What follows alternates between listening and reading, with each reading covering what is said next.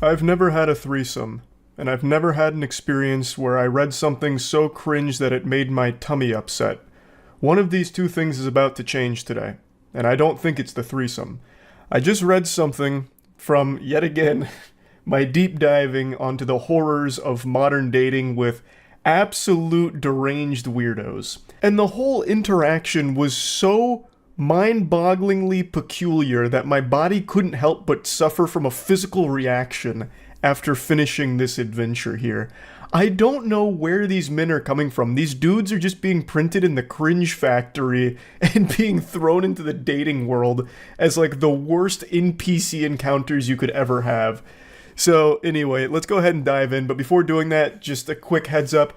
The Moist Global Retro Basketball line is still available right now. This is the best assortment of merch the internet's ever seen, so you can go to moistglobal.com right now and pick something up. Links in the description. I just read some of the backstory she was posting about this situation in the comments, and it's actually pretty sad. Apparently these two had been dating for about 3 years. It was a horrible situation all around, and a couple months ago she left and took the kids, but this is the most recent interaction between the two of them. She 100% made the right move in leaving. This guy seems like a fucking menace. But anyway, it begins innocently enough. That's good, just working away with 3 exclamation points, so he's having a jolly old day at work. Did you get to the doctors yet? She says, yeah, I have COVID. What did he say it give you? What? What did the doctor say or give you to feel better? Take Advil, Tylenol, sleep as much as you can, and quarantine. This is so timely because I myself just finished going through COVID over the last 11 or so days. And this is the 3rd time it's fisted me. It has gone elbow deep in my ass 3 times, and all 3 times that is the exact same advice I was given by doctors. Now, of course, you can still ask for like a Paxlovid prescription if you want. It should help with like symptoms, but it's not usually the first thing they give you unless you're someone who is at risk for like complications, I think. It is an option, but typically they'll just tell you that, you know, take Tylenol, sleep it off, rest, fluids, simple stuff like that. So it seems innocent enough here, and the guy she's communicating with almost seems jovial. You know, like when he says, just working away, I can already see him typing that and going, just working away. You know, one of these with a big old smile on his face, ear to ear. He seems like a happy-go-lucky kind of guy. And then it all falls apart. This feels like a real Jekyll and Hyde situation. He immediately just doubts her, doesn't trust her, accuses her of lying. Lol, so you didn't go to the doctors. Before this turns into a fight, just tell the fucking truth, lol. She says, I did. There's no meds for this. Yes, there is. Go to the doctors, lol. I need the address and the name of the clinic that told you there's no medicine. Also, the name do the doctors. They will be losing their license. So he's fucking spiraling immediately here. And I feel like this isn't exclusive to just him. I feel like a lot of men these days assume that every girl they interact with, even their significant other they've been with for 3 goddamn years, is some kind of lying, cheating harpy or something. So they're constantly interrogating because they don't believe anything they say. I feel like there's just so many dudes out there with this, like, insecurity within them where they doubt everything their partner says, believing that they're cheating in some way, and they're lying about something, hiding something, and it's fucking awful. So this guy's trying to checkmate her here with the scholar's mate, like, okay, then give me the name and the address, cause I'm going to call them to double check, cause I don't believe you, madame. She then says, stop being so fucking melodramatic, I seriously don't need this shit right now, there isn't anything they can give me, I'll be fine once it works its way through my system. He just continues to press, please, name of the doctors, location you want to, please. I know you sick. That's why I'm jandling this for you, and just need to know which doctor you went to. I can handle this properly. This guy has so much steam coming out of his ears, it's clouding his eyes. He can't even fucking type properly. He's typing like a caveman. He's going full Neanderthal mode here. Like, what in the world is happening in his noodle? He's gonna start jandling this? That reminds me of jelking. Like, that was an old thing on the internet where you're supposed to, like, masturbate in a certain way to elongate your wiener. Jandling feels like it's some kind of, like, sub-discipline of jelking. But anyway, she says, I don't need you to scream at the receptionist for no reason at all. Stop being ridiculous. I won't scream at anyone, just tell me the information. Skit K can handle this, please. If you don't provide it to me, it's because you're lying and didn't go to the doctors. There's nothing to handle. So just tell me the name of the doctor you saw. This douchebag is making so many typos, it looks like he's trying to transcribe the Scatman. I can jandle. It's like ridiculous how crazy he's going because he's so angry. I don't know why he'd even think she's lying about this. He admits that he knows she is sick. So why would she lie about going to the doctor? Well, like, what the fuck thought process is that? I know my girlfriend is sick, but it's probably dick sickness. She's probably hungry for cock and it's causing her physical pain. That's probably what it is. She didn't go to the doctor. She went to a penis appointment. That's what it is, and she's lying to me about it. I knew it! It continues to just get out of control. She says, lol, I shouldn't have to prove to you anything. I'm sick, I have COVID. She's absolutely right. She doesn't have to prove anything here. She doesn't need to try and, defeat his delusions. That's not her responsibility here. She's done nothing wrong. And he just continues, you're not proving anything to me, lol. There is medication for this. I know for a fact, as I know someone else who had COVID last week. There isn't, unless you're old as fuck or have an autoimmune disease or your lungs are shit. Otherwise, you're just a carry through like normal fucking virus. Yes, there is. Let me call the do it. And I will get you proof. Where did you go, baby? That comes out of nowhere. After all of this, he hits her with a where did you go, baby? I can already just tell from reading this shit, this guy is extraordinarily manipulative and a completely insufferable person to be around. But anyway, she goes, I went to a walk-in and frankly, I'm not going to allow you to cause a muck over nothing. I'm going back to bed. What walk-in clinic? If you don't tell me, I'm don't with you. Because I'm not a ducking idiot, and I know you're lying, haha. You have 3 minutes to get me the address of the walk-in clinic or else. So now man's out here setting a time limit. He's dropping the ultimatum. You give me the name, and I will hunt them down. Out here like Liam Neeson, about to track them down with his particular set of cringe skills. I guess his thought process was he just wants to confirm that she actually went to the doctor, because for some reason he doesn't trust her even slightly, even though they've been together for 3 years. I also imagine if he did call them, he'd start yelling and screaming and causing a big hoopla, because he seems like that kind of unhinged, deranged lunatic that would do shit like that. But anyway, the 3 minutes to get me the address of the walk-in clinic or else, that's it. Buy more chances for you. She says, fine, be done with me because I don't want you yelling at someone for no fucking reason. He says, no one's going to get yelled at. You're just nothing but a liar and KM Jot a fucking idiot. I wouldn't have even called them, but everything you say is a lie, and you think I'm an idiot, and you can fool me. Anyway, joke's on you. Enjoy. Hope it was worth it, kid. His use of exclamation points and emojis is absolutely infuriating, but even more so than that, the cherry on top of the shit cake is him saying, hope it was worth it, kid. He's speaking like he's back on Xbox Live in a Call of Duty lobby. What? Hope it was worth it, kid? Oh, God, sickening. But clearly the reason he's using the emojis and the exclamation points is he's trying to put on this strong, masculine front that none of this bothers him. This is the biggest mistake of your life. You're going to regret this. But me, I'm laughing. I'm having fun with this. This means nothing to me. So much so that I'll drop a laughing, crying emoji and 5 exclamation points. Haha, not hurting me. She then says, lol, joke's on me because I'm sick. Great joke. Love that for myself. Love that I feel like I'm being dragged through the mud, fire, literally feel the worst ever. Great support, thanks. Joke's on you because you lost the best man of your life because you'd rather lie than tell the truth. Leave me alone. What the fuck? Oh my God. It's just so painful reading this. It's so fucking sad reading this, knowing that not only have they been together for 3 years, but I guess also have kids. And speaking of the kids, his final message to her is this. You got it, Buster. Have fun being a homeless narcissist liar that no one loves, not even their children. He just dropped a cold Buster here at the end, and then told her that she is a homeless narcissist that not even her children love. What kind of delusional, evil shit is this? He's calling someone a narcissist. That's unbelievable. Pfft. And then to say that not even their children love her? What? I don't know how you go from where'd you go, baby? Obviously, in love kind of thing, to immediately, no one loves you, everyone hates you, I'm the best man that has ever existed in this entire fucking history of our species, and you just blew it with me, this is your fault. you're unlovable, you're a liar, your children don't love you, you're a narcissist. Like, it's just crazy how quickly someone can become this. It's so fucking sad. She definitely made the right call leaving this guy.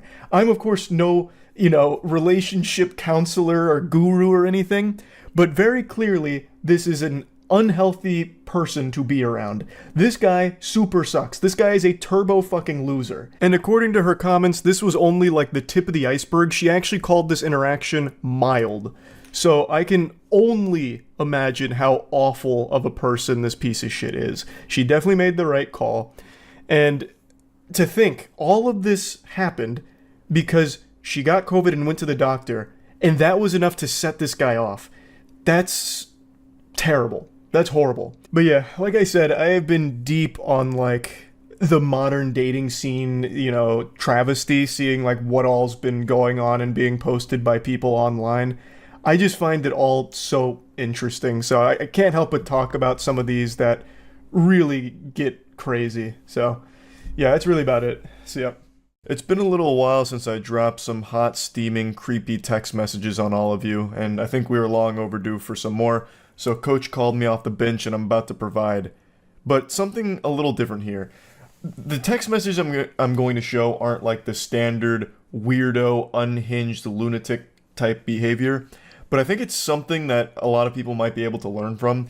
So, to give a little background, the poster here, she mentioned that she had gone on one date with this guy and knew him for like 2 months, and the date didn't go super well. And then we fast forward to this interaction that we're about to cover, and the reason why I think this is a teachable moment is because I feel like this is something maybe a lot of people do without realizing it's not a good idea, and there's actually hints of old Charles in these text messages here. Deep in the flavor profile of these embarrassing texts we're about to go over, I see myself staring me in the mirror when I was but a wee lad, a young man. The very first time I got a girl's number that I was interested in, I was giddy. It felt like I had just won the Super Bowl, and I couldn't stop texting her, even when I wasn't getting responses, which is a big no-no. That is a huge, unforgivable sin. You don't do that because it's annoying.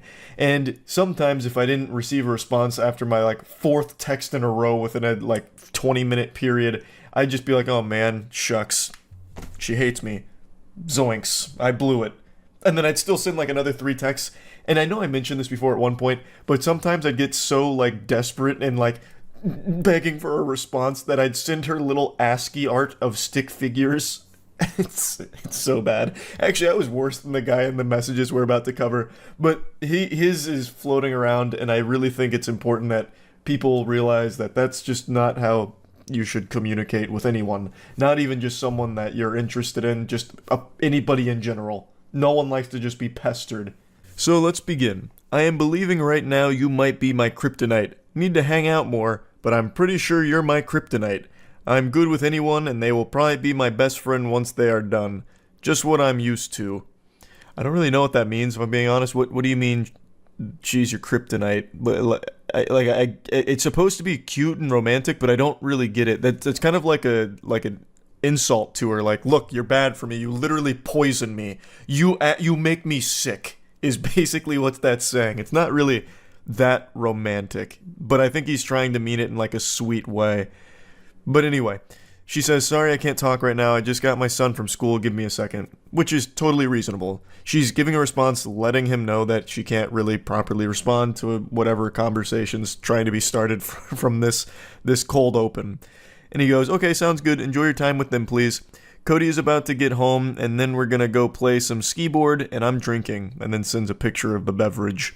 He must have been butt-chugging that Miller Lite there, because then things really fly off the rails.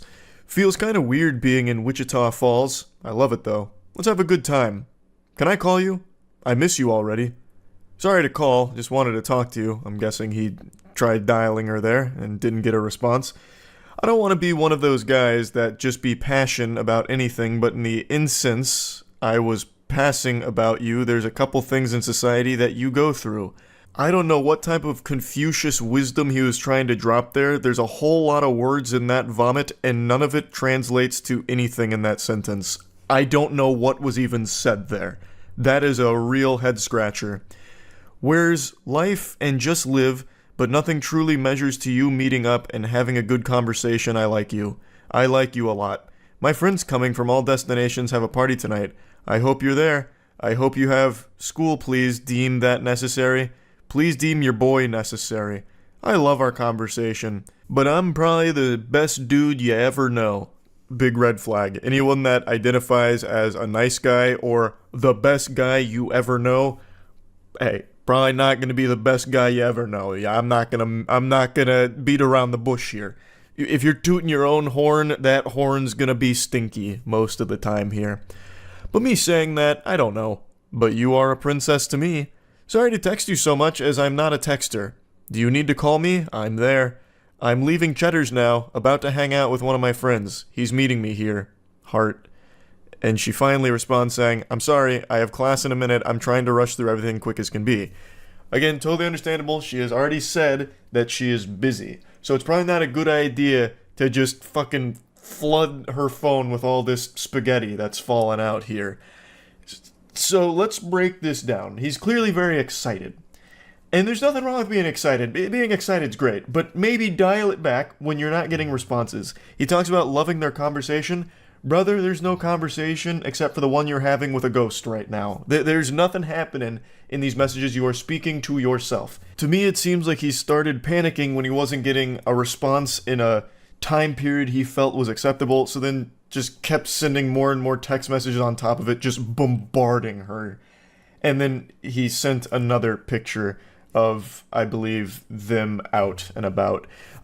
Another thing is, I don't think just sending a bunch of pictures is a good idea either when you're not getting responses. That makes it seem very desperate. Just let this sit for a bit. Just let it ruminate. Let her marinate on this and get back to you when she's not busy. You don't need to keep sending these text messages, which is a lesson that I and many others have learned. You don't want to just keep texting endlessly if you're not getting responses. There's this unspoken rule, I suppose, about, double texting or the forbidden jutsu of a triple text. Of course, it's mainly a meme, but there is some real logic behind it. If you're texting with someone and they're not really responding, it's not really a good idea to just keep pressing that. Either they're not interested, which is fine, it happens, or they're busy. And in either one of these cases, sending more text messages is only going to serve to make things much more uncomfortable and worse all around. Girl, be you, that's all that I want, but I do want to see you. And then sends this creep shot of just two women at the bar they're at, two older women. And then he goes, so Cody and I are about to take these ladies home, laughing emojis.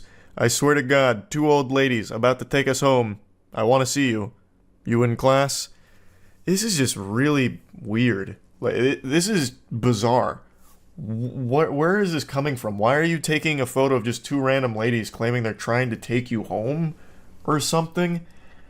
Shit's getting a little loopy here, and it's still not hitting. She's still not responding, because again, she has already explained she has class. She is busy here. Now, the way he's texting makes me feel like he's drunk, at the very least, because it's almost incoherent, like babbling, saying nothing. It's so many messages to say nothing.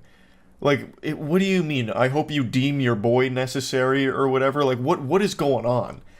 This is... You shouldn't be texting right now. What you need is some Pedialyte and just rest and recuperate. So she finally responds again saying, I'm in class, I'm sorry. I don't know what the prize that needs to be paid. Just really love the time we had. Might be getting soft. And she's as confused as I am. What do you mean, lol? Me sure who I am is the price I mean. I appreciate the explanation, Yoda. Again, what? Huh? Another picture of some beverages here. We're about to move. Dude thinks he is prettier than me. What the fuck? I told me I can pull more chick than you, bro. Had me cracking up. Just move to the side and have fun, bro, is what I told him.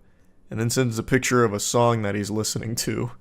I don't know what's happening in the lore right now. He's treating these text messages with this girl like it's his diary.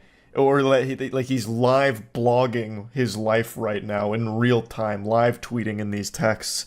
It's baffling. I also think he's making it up. Like, I don't understand what this is supposed to be. You won't believe this. Guy said he could pull more chick than me? Ha! I couldn't stop laughing. It reminds me of that really shitty advice that people used to preach about, convince a woman that you're desirable by making it seem like other women are vying for your attention and time. Like, fake a phone call or something. Pardon me, madam. I'm getting a phone call. Yes, Stacy. No, the pussy appointment was canceled. We can have sex another night. I'm busy. It's boys' night. I'll call you back. All right, goodbye. Sorry, this girl. She always wants to fuck me. But anyway, what was your name again? Like one of those things where it's like, oh wow, this guy's got so many girls are interested in this guy. I mean, maybe I should be interested too. Was the line of thought. That's what those text messages scream to me. That he's just making that whole situation up right there. Because what random dude's gonna come up saying that he's prettier than him and that he can pull more chicks than him? Just a total stranger. That's not like a human interaction that would ever happen. Some dudes smell like ass. Laughing emojis. My goodness. Why are you telling her this? What is the response even supposed to be?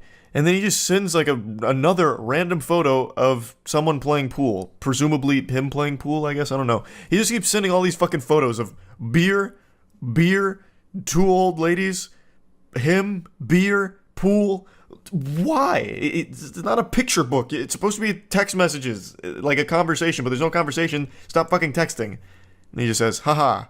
And she responds again, finally, after a bit of a drought, saying, that's nice. I mean, yeah, that sums it up. Like, what are you supposed to say to this? Just, oh, cool.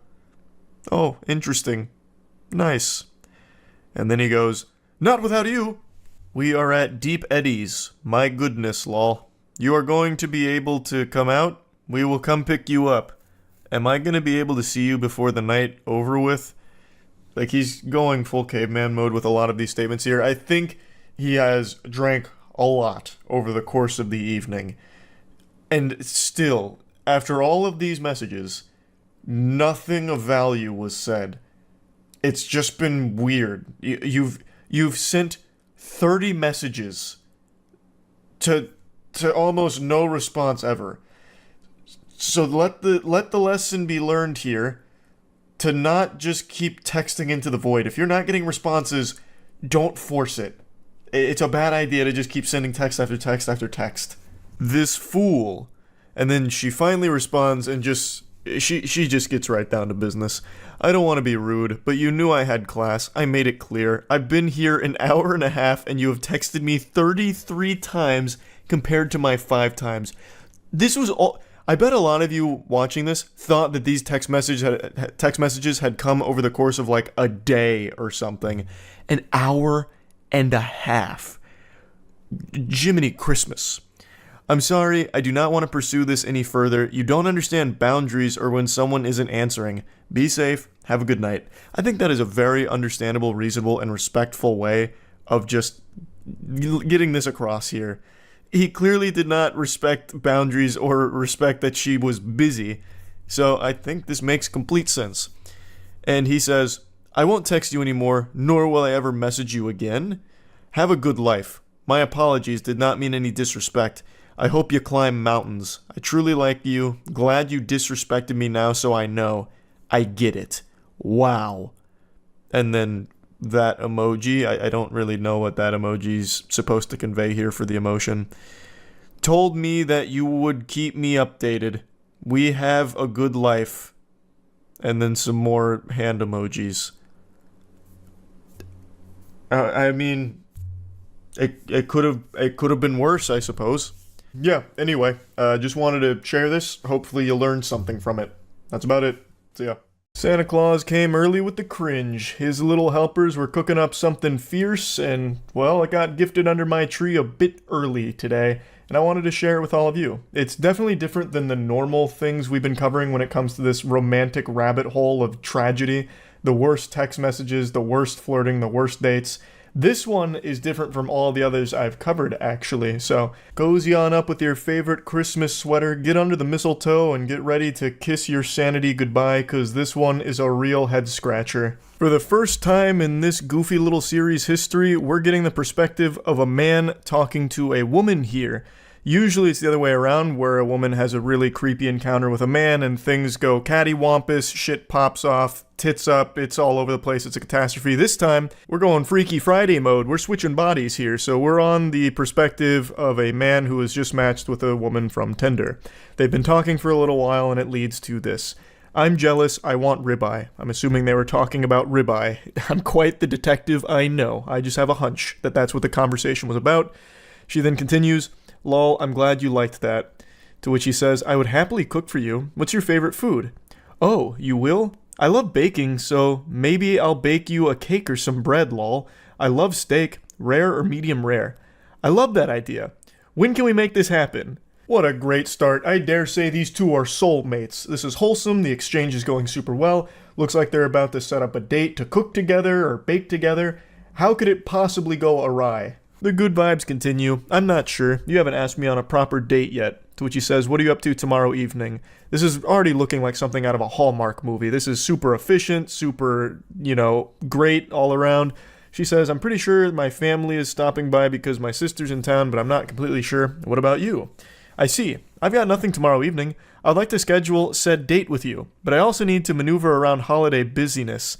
Do you have availability 12/26? And she says, I'm off all next week. The 26th would be perfect, with 2 blushing, smiling emojis. And I'm just sitting here, smiling, blushing, reading this story. Got me cheesing, it's so happy and wholesome. I also find it cute that in order to schedule the date, he conducted it like it was some kind of business meeting, penciling her in and locking it down. And the whole thing is just adorable. So how could it possibly end up in the shitter? What went wrong?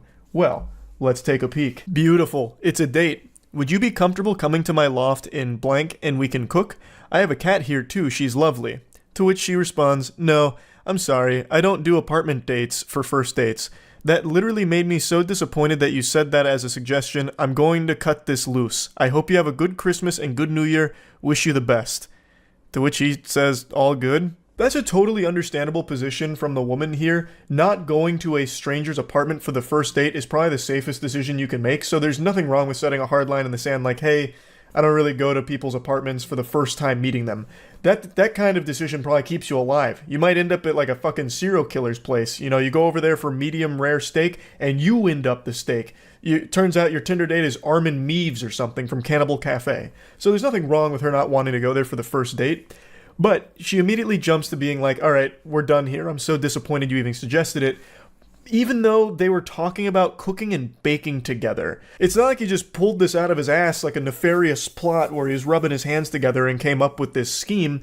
They were talking about cooking and baking together. How are you supposed to do that together outside of a household or an apartment or something? There's really no way to do that, so it should be pretty obvious why he suggested it. And he wasn't pressuring her into it. He even said, if you're comfortable, here's an option I think would be fun, since we've been talking about cooking and baking. He wasn't poking her or trying to bribe her into coming over there and set a trap or anything. He was just putting the offer out there. So I feel like a less aggressive response from her would have been something more along the lines of, hey, politely, I'd like to decline that. Don't feel comfortable going to your place for our first time meeting. And according to the comment section, he planned on offering an alternative because he understood why she wouldn't want to do that. But then things really start to pop off before he had the chance. So he says, I hope you have a great Christmas as well. To which she responds, Jdi du perdele zatratse.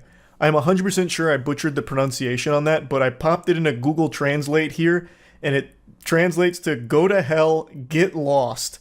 And I decided to investigate further, damn near having to revive Babelfish to try and get another translation, because that just sounded so incomprehensibly mean after all of this. But the other translation that I keep seeing for it is basically, fuck you. Which just doesn't make any sense to me, because the guy was just following the conversation they were having. They were both saying, yeah, let's cook together. And then she even suggested baking, yeah, let's bake together. So he's like, all right, bet, let's do it. Let's cook and bake together. And then she just goes, fuck you, scumbag. Get lost. So he tries to like explain himself. He goes, for the record, it just seemed like a logical next step in the conversation because we were talking about cooking together. Sorry to offend or disappoint you, ma'am. And she just goes, go fuck yourself, dude. This time, plain English. So that one I understood. And then he just says, very weird response in my opinion. And then she unleashes the demon here. She lets Hulkmania run wild. You know exactly why you fucking invited me to your loft. And it wasn't for cooking. Don't text me ever again. Blocked. And then he just goes, we met on Tinder, remember? Wish you the best in getting a date. I'll be warning all 30,000 women in blank about you. Now you're blocked. And he's just like, well, actually, wiggling his finger, blank has a population of 6.47 million, about half of which would be women. Warning 30,000 people about anything is an extremely tall order. You don't even get 30,000 people that heed hurricane warnings in Florida. If she's somehow able to send up the bat signal here to warn all 30,000 women in that immediate area about this guy, hats off to her. That's an incredible achievement, and she should use that power for good instead of evil. This guy didn't do anything wrong. He's clearly starting to take the piss here a little bit and just play around with it with that population remark. But I almost don't blame him because this is such an unbelievably hostile response to something that wasn't ever really meant in a disrespectful way, at least not from what I can see. She just immediately jumped to the conclusion that this guy is only looking to have sex with her. He's not actually inviting her over to cook. He is inviting her over to his place just for some coitus. There would be no steak being prepared. The only thing being steamed in that apartment would be ham. Steamed ham. I'm referring to them fucking. Like, that's such a stupid way of saying it. Mashing pissers, whatever have you. So she just believed that this guy was some huge asshole and was only using cooking as some kind of Trojan horse to get her over, but his true intentions were for a little bedroom rodeo action and nothing more. When really, to me, it really seems like they were talking about cooking and baking together. They were both on the same page. So when the idea of a date came up, which she proposed, the logical conclusion you draw is, hey, we've been talking about cooking and baking together, let's do that for our date. Like, it doesn't really seem like there was any kind of malicious intent behind it, and he never really had a chance to offer an alternative because she immediately just shut the whole thing down, which she has every right to do. There's nothing wrong with that, but it does seem like he wasn't trying to just be some douchebag or whatever. Like, it seemed like he was just offering a date that they had been talking about as a mutual interest. I'm sure he probably would have offered an alternative since she wasn't comfortable coming over to his place. He continues to just get a little sarcastic about things. He goes, please warn them about how a guy from Tinder invited you over to cook the day after Christmas. To which she says, dude, I'm in multiple groups totaling over 500,000. With your face, LMAO, you won't be getting no play unless you pay. Good riddance, roach. Honestly starting to sound like the Navy SEALs copy pasta. I've got over 500 confirmed blocks, and I will have your face plastered in the papers for 500,000 people to see. I'm part of every goddamn Facebook group on the East Coast, and they'll all know your name, villain. He just says, lol, roach. She continues, and I will, 2 exclamation points. It's like she's giving like a big speech in front of an auditorium.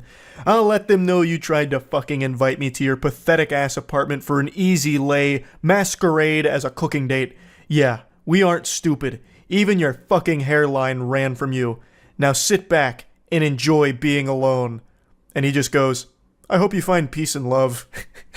Yeah, I mean, what else can you do except pray for happiness for her? Like, this went south so quick out of nowhere, and I don't think it needed to. They could have just said, like, not comfortable, are you open to anything else? And if he tried to be pushy about it, like, no, you have to come to my apartment, then all of this is a totally reasonable thing to say. Like, no, you clearly just want to fuck, get out of here, get lost, scram, Buster, you know, hit the road, take a hike. But she didn't even get that far. She immediately just jumped to this assumption that this guy is a piece of shit and he needs to go to hell and get lost. And now apparently she's going around putting up wanted posters like it's One Piece with a 5 billion berry bounty on this guy's head, all because he had the gall to invite her over for a cooking date that both of them were discussing together. I just don't really know how she'd even frame this as a bad guy to her 500,000 person group that she's a part of. I don't even know what group that would be. That's like a wildly large group to be a part of, and I can't imagine she has like a power position there where she can put out an APB on this guy or something. But even still, I don't really know how you could even spin this guy as a horrible person. But yeah, anyway, just wanted to cover this one. This one's different from the norm that we usually go over here, so that's really about it. So yeah. I hope you've been practicing your ha-ha-ha's, doing your laughing stretches, because we're about to have ourselves a real giggle fit here over this weirdo loser embarrassing himself in a big way. This post blew up on Twitter right now, so it seems like I'm not the only one with a naughty little guilty pleasure here who enjoys laughing at unhinged creeps. So the woman here has been talking to this fine, gentle sir from Bumble, and she asks him, I guess I'm just wondering what your expectations are from a partner. He goes, like, in terms of expectations from women? Or men, I don't know how you swing. And he goes, women, not men. He uses 2 periods here, so it feels like this was like very serious to him. He put his foot down on that one, so there would be no confusion. So then she says, lol, okay, then yeah, what are your expectations for your girlfriend, wife, whatever? Can I be honest about it? It might be seen as outdated or something, haha. To which he says, yeah, of course, this is a judgment-free zone. It's almost cute to imagine him typing that, like, can I be honest about it? And then she has to reassure him, like, yeah, of course, this is a safe space for a super special Sigma like you. And she's about to unleash the demon with that one. She doesn't know what deal with the devil she just made here. Now, while she might not be judging him, I certainly will be. I'm gonna be judging this motherfucker like dread. I'm gonna charge him with the capital offense of cringe here, because it's about to get brutal. So he spills his guts. Honestly, I'm looking for a traditionally feminine woman, someone who isn't going to mind being the child rearer and homemaker, someone who's going to take care of her appearance and herself and just all around is content to be a female in our relationship. I know that's pretty anti-feminist or whatever, but it's just how I feel. Lol. So he expresses his preference when it comes to a relationship and a partner, and all power to you. I believe this is something called tradwife, a term I just recently learned with this post going viral. So forgive me if I'm not 100% familiar with the nomenclature here or what it means, but based on what I've read, it refers to like a stay-at-home partner who will cook, clean, and take care of the children. Basically anything you used to see in old black and white television shows when it comes to the family dynamic is what tradwife refers to. It even stands for traditional wife, I think. So he's just expressing that that's what he's looking for here, and she responds very positively to it, saying, oh, slay, I don't think that's anti-feminist or outdated at all. To be honest, that's pretty similar to what I want too, lol. Kind of my dream, if I'm being honest. And he goes, really? Well, ruh-oh, Raggy, we've got ourselves a real match made in heaven. These two are sounding perfect for each other. What they want out of a relationship and a partner seems to align wonderfully. So what could possibly go wrong here, right? I mean, how do you fuck this up? This is like fate bringing the 2 perfect soulmates together from the sound of things. So she goes even further. She's excited. She goes, yeah, double exclamation point. She's fucking pumping her fist here. I'd love to be able to focus on making my house a home, working on myself, and just be taken care of without having to stress about expenses or money. And then here's where it starts to go tits up. What do you mean? There's cracks in the ship. It's starting to sink. He's got his monocle on. He's about to start investigating, interrogating. He's entering fight-or-flight mode because something here went awry in his eyes, and he's not too happy about it. So she explains, just that I'd love a traditional man who's going to cover my expenses and make sure I'm getting what I want. Someone who brings that kind of masculine energy. And he goes, so you're looking for a guy who isn't going to mind buying you whatever you want and basically will just bankroll your whole life? She's like, I don't know if I'd put it like that. I think you're starting to see where this is going. You're about to see the fork in the road and we're going down the path to Insano style. So you're a gold digger / user, basically. And she goes, more like someone who will take care of our family financially so I can take care of him and his kids, etc. And she goes, no, LMAO, I promise, referring to not being a gold digger. How is that any different from you wanting your girlfriend / wife to take care of the home and their kids? Feels like a double standard for you to call me a gold digger. Now let's break this down here and follow the breadcrumbs of his logic. So he wants a stay-at-home wife that will take care of the kids, cook, clean, do laundry, wipe his ass, wipe his tears when he fails his bronze to silver promos in League of Legends for the 50th time in a row. But when she expresses that she'd want a traditional masculine husband that would be working and providing financially for both her and the household, He takes a big issue with that. He starts wiggling his finger. Well, actually, I shouldn't have to do those things. You're a gold digger for expecting that of me. And that doesn't make a whole lot of sense because as the initial tweet points out, he wants a traditional wife without him being a traditional husband.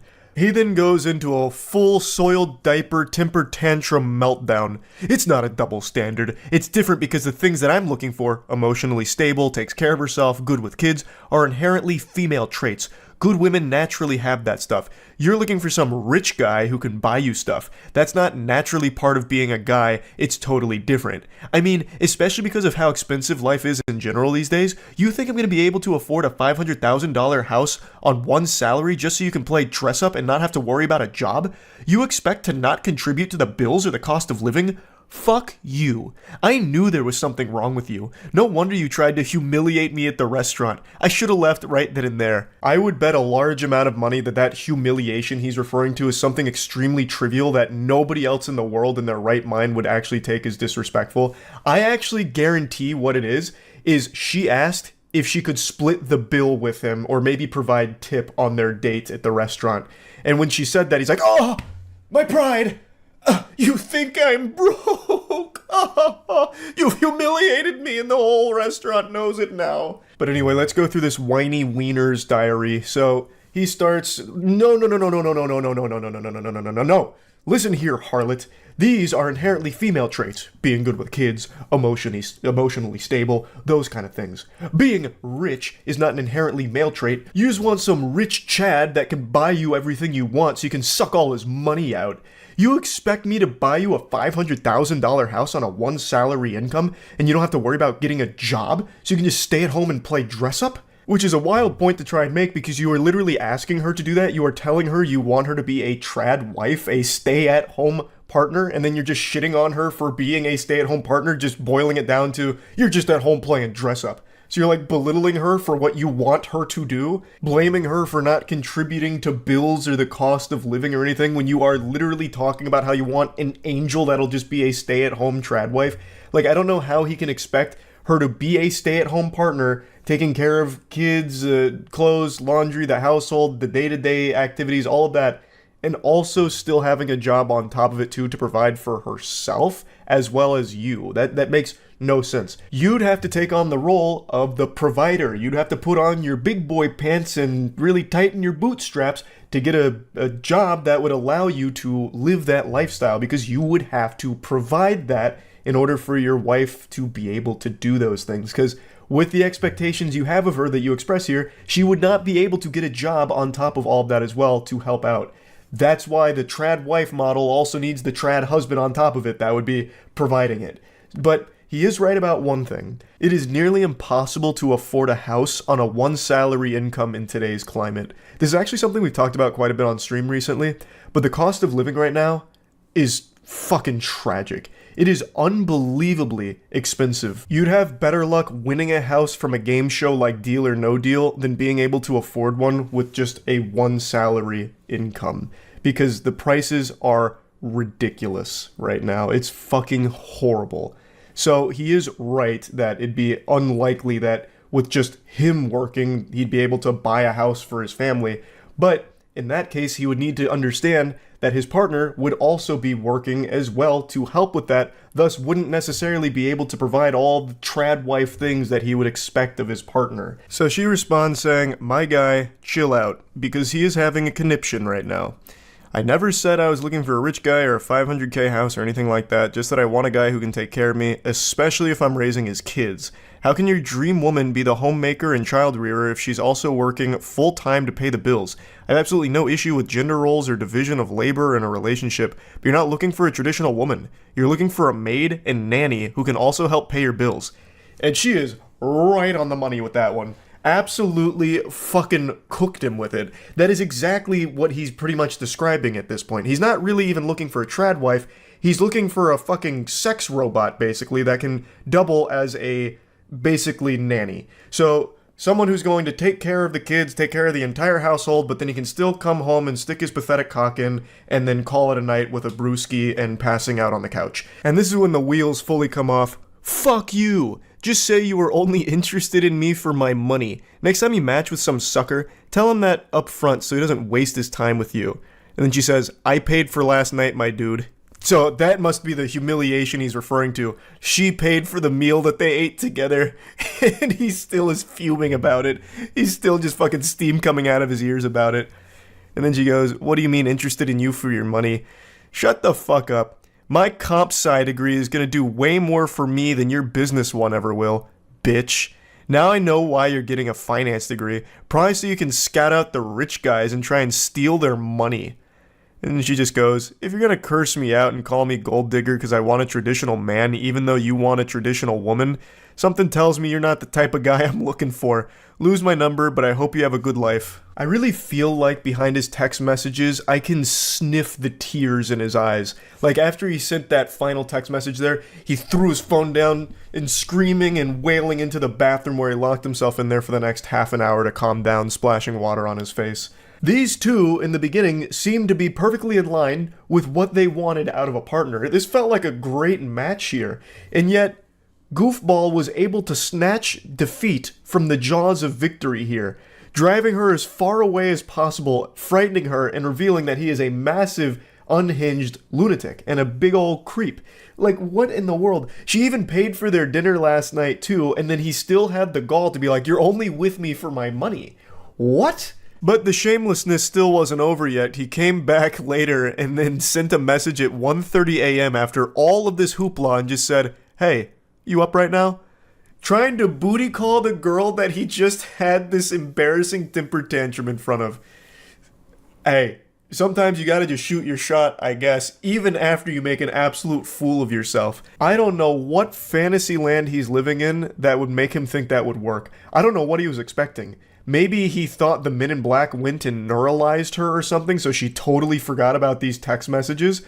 But that was never going to pan out well there at the end. I don't know why he thought he might get some action from it. But yeah, I saw this floating around today and I just had to talk about it a little bit. I am so glued to these fucking awful text messages and like these awful dates and romance stories, man. I am in so deep on it. Anyway, that's about it. See ya.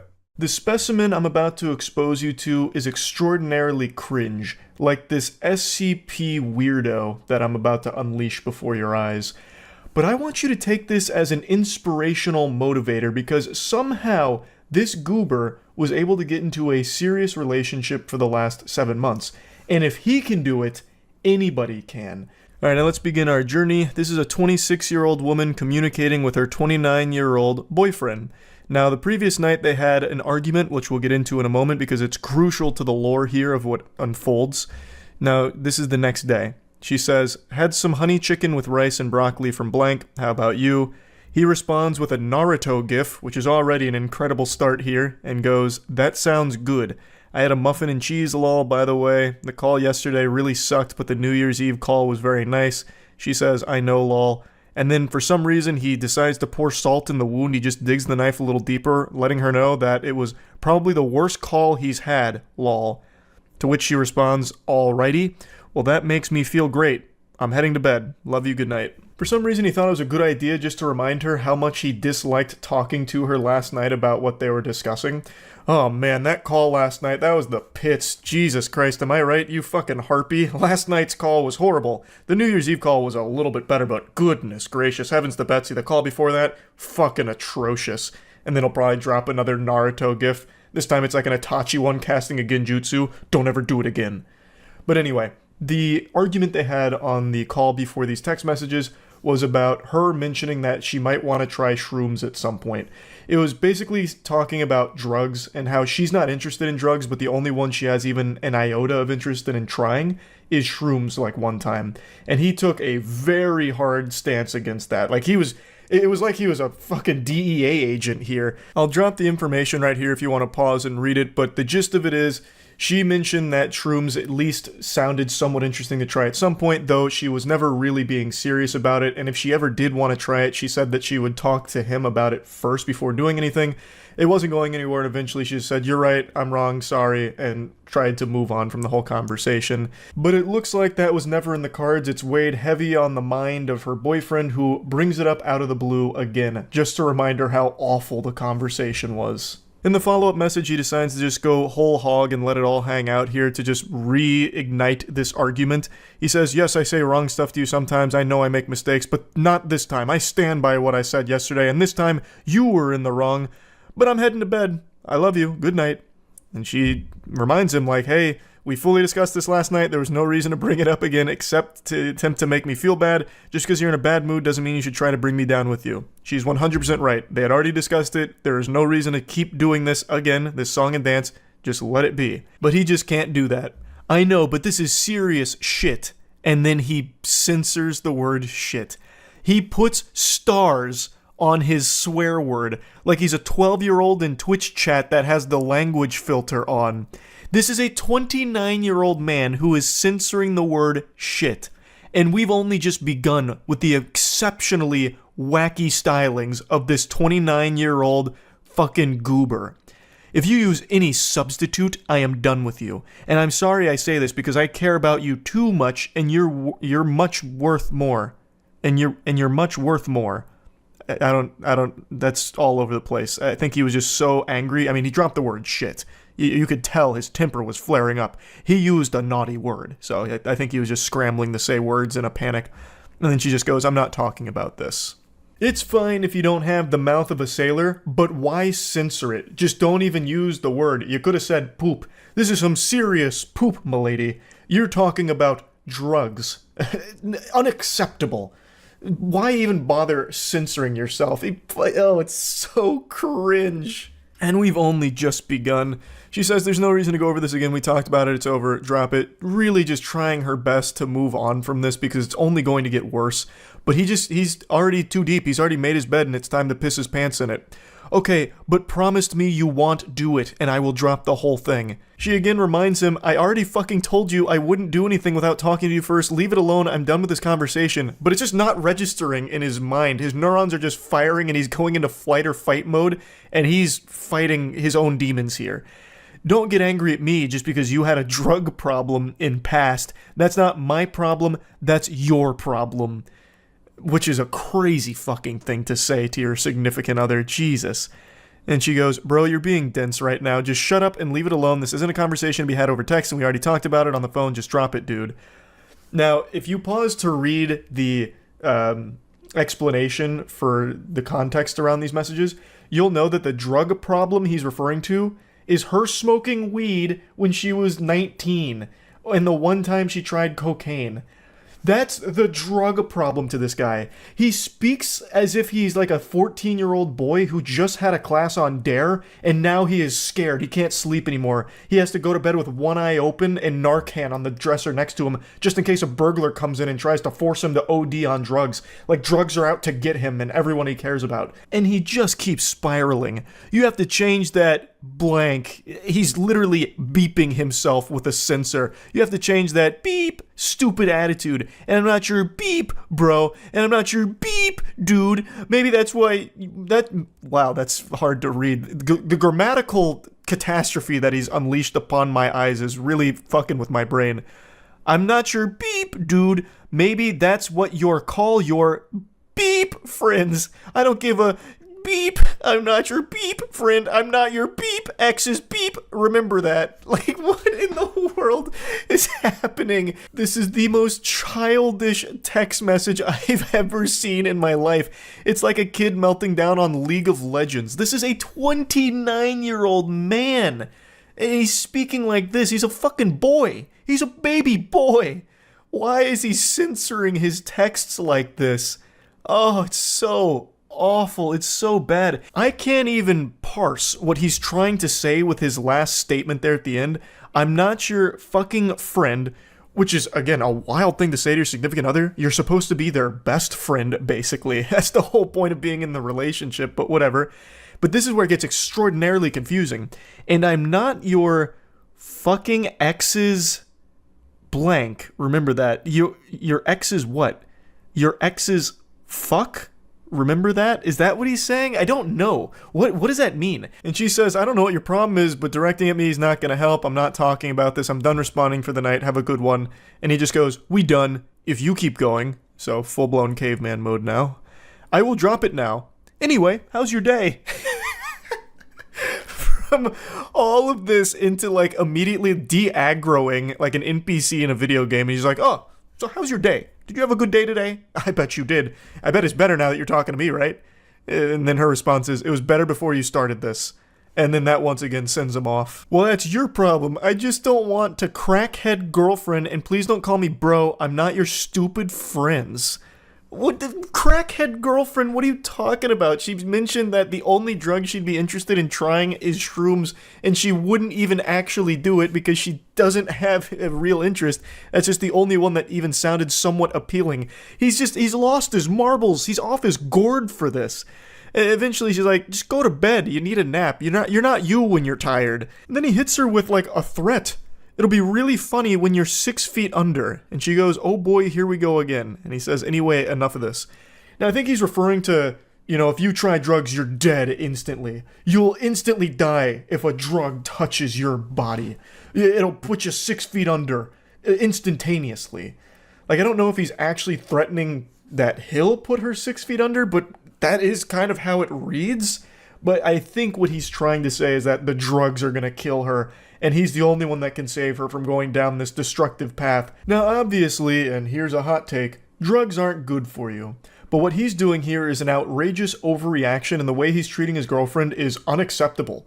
He's just yelling and screaming at her like it's an episode of fucking Scared Straight. All over her, going over a hypothetical of if she was to ever try a drug, she'd want it to be shrooms because that's the only one that sounds even somewhat interesting, but she doesn't even want to do it. She's not saying she's going to go do shrooms or anything like that. She's not going down this path to being a crackhead like he thinks she is. This is just ridiculous the way he's treating her over this. And don't even get me started on his potty mouth, all those nasty words he's been using here. But luckily for all of us, he's tastefully censored all of them for us.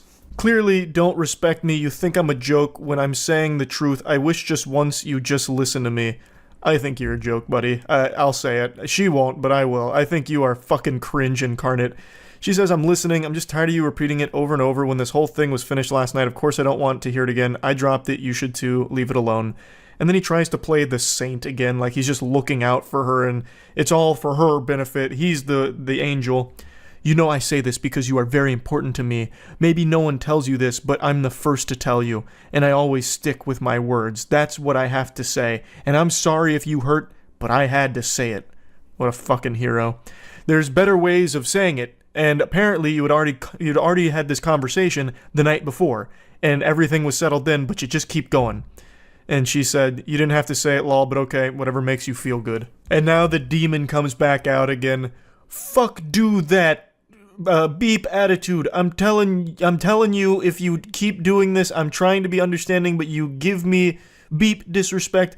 Answer, I'm done with you. Fuck off. This mumbo jumbo nonsense. Like, it's the episode of SpongeBob with the sailor words, basically, and he's censoring it in the text. It's so awful. And she goes, just remember you brought this up, you started, I told you I wasn't talking about it anymore, but you're pushing it, I don't know what else to tell you. She is trying so hard just to move on from this, like just give it up, just stop. Why does he keep going? Just stop. And then he drops another extremely mean, nasty insult, saying, no wonder your friend left you and your exes left you. What a huge piece of shit, just a horrible thing to say to anyone, let alone the person you are dating. And then she just goes, ouch, yeah, fuck you. And then he comes back with another confusing head scratcher.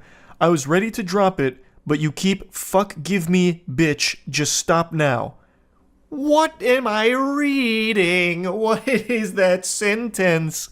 Oh man, oh brother, this guy stinks. And then he's like, ooh, that wasn't nice and I'm sorry. So he has an immediate change of heart within 2 minutes. And then he's like, he goes full apology mode here to try and save this, even though it's unsalvageable. This is where the relationship should end 100%. He goes, I'm sorry for being an beep. I should have never said that. That was my fault. I really apologize. And thankfully she shoots that garbage down. I really don't want to hear from you. Good night. And then he tries again to go really sweet talking, like, oh no, it's all a misunderstanding. Baby, I'm really sorry. That part I said, I didn't mean it. I'm really sorry.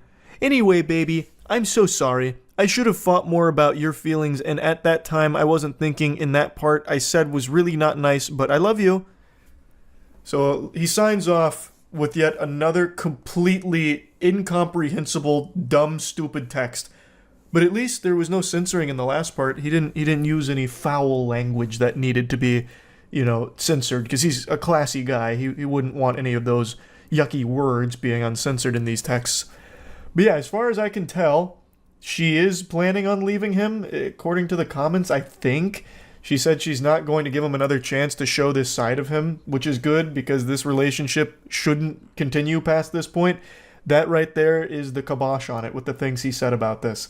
She didn't do anything wrong. She was just talking about a hypothetical. If she was to try a drug again, it would be shrooms, because it's the only one that seems even somewhat interesting. But she even said multiple times she didn't want to, and she wasn't planning on it anytime at all, really. And this guy just had this crazy overreaction to it. So yeah, huge weirdo, big cringe guy. That's about it. So yeah. I know my calm, composed, stoic demeanor may not give you any clues or hints at my internal struggle, but trust me, right now, I'm spiraling. I'm falling down a dark path I swore I'd never walk again. Like a former addict who finds the pipe once again, I have found my long since abandoned drug. I have become hooked on reading horrible text messages from dudes trying to get laid again. It's been many moons, and some of you who have been around the channel for a while may remember I've made a lot of content covering horrible pickup artists, as well as horrible text messages with self-proclaimed nice guys who are one gentle no away from letting the demon out and just flipping the switch to a full-blown conniption. Like, the word boyfriend would be, a Winter Soldier event that would have them just go ballistic. And I've made quite a bit of content, both laughing at the absurdity of it, as well as using it as an educational tool, like, hey, don't be like these goobers. But over time, I started kind of petering out from doing that, because I just made so much of it, and I stopped indulging in that kind of content until recently. I could only fight the urge for so long. The werewolf is coming out. It's a full moon, and that moon is nothing but fucking cringe. I saw some text messages today that I've just gotta go over. Now, before we embark on this journey together, it's important that I let you know that these are two college students. As we go through this, you'll probably assume that it's two 13-year-olds, but that's not the case. These are two college students that worked on a group project together, and now we're coming in after the completion of the project. So, they say, I just emailed Professor the final draft, so we should be good. To which the poster says, yay, and then sends a meme, go team. I really enjoyed working with you. You seem like a very sweet and smart girl, and I'd love to take you out sometime. To which they say, that's very kind of you, but I have a boyfriend. Oh boy. She said the phrase, I have a boyfriend. There is no phrase more powerful in the English language than that. The strongest sentence ever constructed. That's like the nuclear bomb here. I have a boyfriend is a phrase, nay, an incantation, more powerful than Avada Kedavra from Harry Potter. And it's just been deployed. So you can already start to speculate where things are going to go south. He responds by saying, heh, well thanks for leading me on. Which catches her off guard. She says, I'm sorry, but I don't think I've done anything to imply I was interested in dating you, to which he responds, it's just funny how you never brought up that you were taken until now. Which is an interesting thing to respond with, because that makes it seem like he expects every girl that's taken to immediately state that upon starting a conversation with a man. Like they need to wear some kind of sign or some kind of label on their forehead that says, currently in relationship, not available, thank you. Try again at later date. Although she does say that she mentioned her boyfriend. Actually, I did. When I was at your house, I told you my boyfriend was picking me up. Which he's able to counter beautifully by saying, I thought you meant a boy that you were friends with. Because why would you go over to a guy's house if you're dating someone? And she says, because you offered to host and we needed somewhere to work on our project together, my boyfriend knew and didn't care because all we were doing was working. I'm sorry if I did anything to give you the wrong idea. And then he says, you let me buy you a pizza. Now, admittedly, I understand where the guy's coming from here. We all know about the law of equivalent exchange thanks to Full Metal Alchemist, and we have something like that in the real world. If you buy a girl a pizza, she is obligated to have sex with you. It's the pussy for pizza transaction. It's as old as time itself. So the fact that he was able to buy her a pizza and he didn't get his winky stinky is shocking. But yeah, anyway, he seems to really put a lot of stock in the importance of that pizza, like that was going to carry them all the way to marriage, like this is a moment she'd remember for the rest of her life or something, that pizza that he bought her. But I'd like to backtrack a bit just briefly. Let's go to the previous chapter where he said, I thought you meant a boy you were friends with, because why would your boyfriend be okay with you going to a guy's house to work on a project? And I feel like that's a dogshit perspective that's not unique to just this guy in this situation. I've seen a lot right now where people work under the assumption that if your significant other is doing anything in any capacity with someone of the opposite sex, it means that they're unfaithful to you and they're cheating. But I just don't really subscribe to the belief that most normal, sane people think that way. Of course, there are extenuating circumstances to that, but in this scenario, and in most scenarios like this, where it's just she's working on a group project with a classmate, I don't know why you'd immediately jump to, she must be a whore who's going behind my back to fuck this one goofball in her class and pretending that they're working on a group project. I just don't think that's something most ordinary people jump to immediately, and in this case, the guy views it as weird that she ever even agreed to go to his house to work on this group project if she was in a relationship, but I just don't understand why that would be viewed as weird. Like, where else are they going to do it? Like, if they go to her place and do it, it's the same problem, right? Now, she has invited a guy over to her house and she's in a relationship to work on this group project. Wouldn't that be the same issue? Or if they go somewhere in public and do it, like a fucking Starbucks or whatever, it's still the same issue. Like, oh, now they went to a public place where people go, like, on dates sometimes to do this group project. So you can always make that argument no matter what. So just, I don't know, it just doesn't compute with me. But anyway, back to the pizza. I offered to split when you told me you were ordering a pizza and you said it was your treat. If you'd like, I can sell you for half of the cost. Yes, I'd like that. And you ate more of the pizza than I did, so you should pay for like 2/3 of it.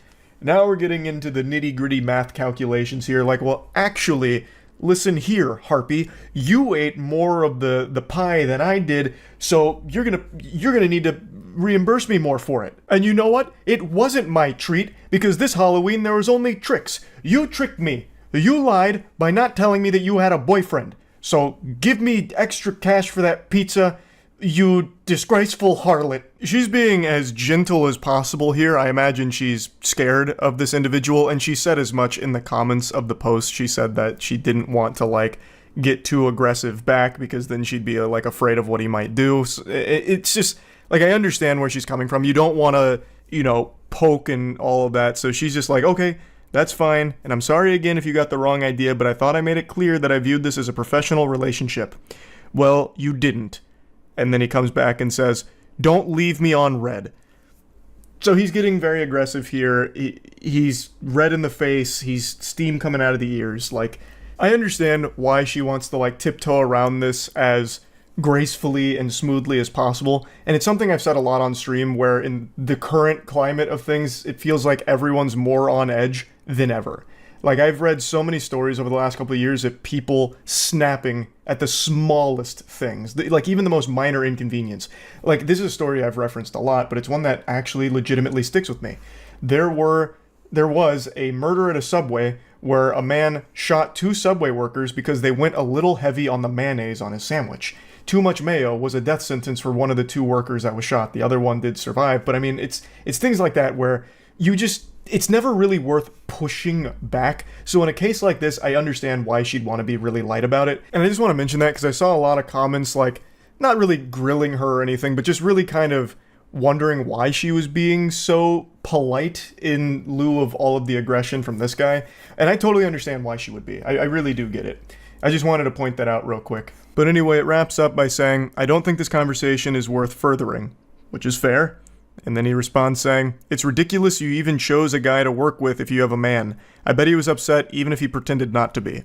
Now, she explained this a little further in the comments. She didn't even choose him to be like her group project partner. Apparently, the way the groups were chosen were people chose topics, and whoever had similar topics worked together. So these two just happen to have the same topics. It's not like she went out of her way to choose this, benevolent angel to work with or anything. But anyway, I understand this was like a very short text exchange. It's only like 3 screenshots here. But I just think there's a whole lot to digest and analyze here. As we as a species have become more and more isolated, all of our socialization and human interaction comes from behind a computer screen now, mostly. Almost all of our interaction with each other is through the internet. So it's leading to a lot of people not knowing how to socialize or not knowing how to pick up on like social cues, and I don't even really blame individuals for that. But it's led to situations kind of like this, where this guy really views that her being off the market, having a boyfriend, should mean that she shouldn't do anything at all with another guy, even work on a class project with another man.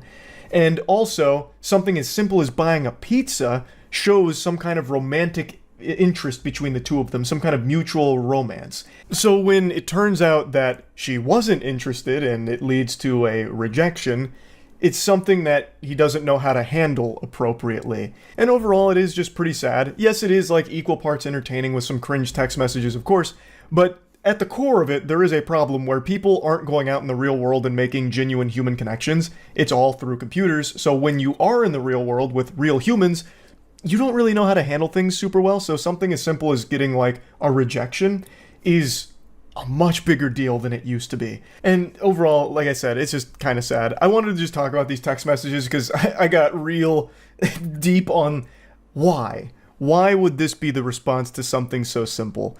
And of course, the text messages are very silly, like with the whole fucking pizza side quest thing. But anyway, yeah, I just wanted to talk about it a little bit. That's it. So yeah. I know many of you read the title and assume that this is clickbait or exaggeratory, but it's not. You may not believe me yet. Wait until I show you the evidence, the proof. This is the most unhinged individual we've looked at yet. He's equal parts frightening and fascinating, tiptoeing on the fine line between intrigue and how are they not locked in Arkham Asylum. It's a mystery here. He's like the product of a science experiment gone wrong, like if Professor Utonium added chemical cringe to the concoction instead of chemical X and then created this weirdo.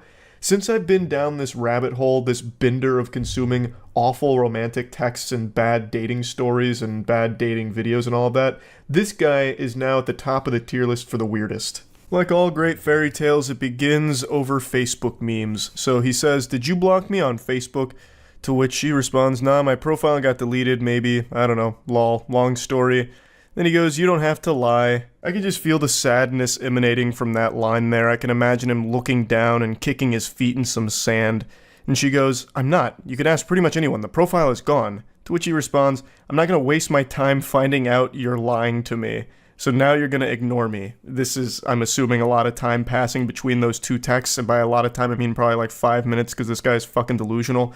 So he double texts her like, "Oh, so now you're ignoring me? Now that I've called you out on lying about this?" She responds by saying, "It's not like that, it's just I don't like being called the liar." He then claims, "I didn't call you a liar, I just wanted to know what was going on." And then she says, "I told you and you said I lied, dude."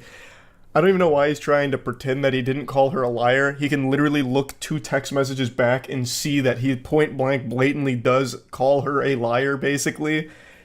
He's already off his gourd right now. He's fuming because this account that he follows posts memes that he likes, and now he doesn't get access to those memes, and he's throwing a temper tantrum. But really, at the end of the day, it's not so much the memes. He wanted to try and shoot his shot here with the individual who runs the account. He then tries a new angle by going for pity. He's like, "Oh, I'm sorry. Just been going through shit. That sucks about your Facebook." And then he's able to almost cobble together a normal human interaction here. She goes, "Shit happens, it's cool. Just been in my head and your memes brighten my day. I got weird because I didn't do anything wrong for you to block me like that. My memes actually got me banned." This reminds me of like the potion seller video on YouTube a while back. "You can't handle my strongest potions, traveler." But in this case, it's memes for Facebook. And he just goes, "For real? That's crazy. You post them all the time though. It must be something fucked up, haha. Well, if you made another Facebook, you better add me first. I'll be waiting, JK." To which she just tries to close it out by saying, "Lol, Yeah. Next chapter in this cringe anime is him trying to pull out the Riz here, trying to showcase his game. So what are you doing, dork? Haha, causing more trouble for Zuck? He's going for like the playful insults kind of thing, like, oh, you dork, you fucking dweeb geek, what are you up to, huh? And she just goes, nothing, just hanging out. That's so cool! I love that with the exclamation point. He's like, whoa, badass! I bet you're kicking ass in Animal Crossing, huh? Is it that fun? It looks too much for kids. It must be since you keep ghosting me. Do you play any real games? To which she's baffled, saying, how is that not a real game? So again, a certain amount of time elapses between his first message with the, that's so cool, NPC dialogue, and then him going, oh, it must be so good you're ghosting me. So this guy's flipping emotions back and forth rapidly. His brain is all over the place. His fucking noodle is scrambled. And then he tries to like make an argument out of this, successfully making an argument out of this, by the way, by calling Animal Crossing not a real game. So he tries to get like this sort of elitism about him when it comes to gaming. So I'm assuming he came straight from Reddit and was just ready to get argumentative about like what a real game is, and Animal Crossing doesn't fit the criteria. Yo, you serious? Laughing emoji. It's dumbass animals or some shit being your friends. No real gaming, you know that.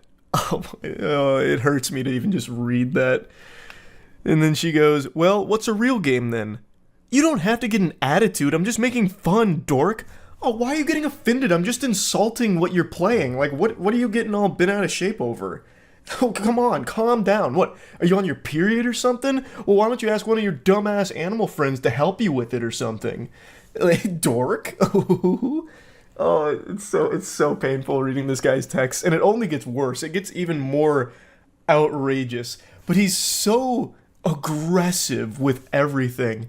It's like he treats a text conversation like it's an active war zone. Rocket League is a way better game than that, but I guess that's not cute enough for you. Yeah, not enough sunshine and rainbows for you girly girls. This is a real man's Battlefield. And speaking of Battlefield, game like Battlefield, Cyberpunk, Far Cry, shit, Madden, that's a sport. And men like me play sports. I could help you play them. What a generous offer from this guy. Wow, tell me you're a basic white guy without telling me you're a basic white guy. You got jokes. Double laughing crying emoji. All that is casual shit. Pick up a real game, get on my level. I really appreciate that now she's just making fun of him directly to his face. I have no doubt she was laughing while writing all this shit just to string him along and continue to watch him embarrass himself like the clown he is. What the fuck are you talking about? I'm playing around, dork. Every game I play is so much more hardcore than what you just said. Witcher, Shin Megami Tensei, fucking Fable even. And that was the straw that broke the camel's back. She started to insult his gaming choice, insinuating he's not playing real games and she's more hardcore. And he does not take kindly to that. Now he gets exceptionally whiny. Why are you being such a bitch? I'm literally trying to have a convo, that's it.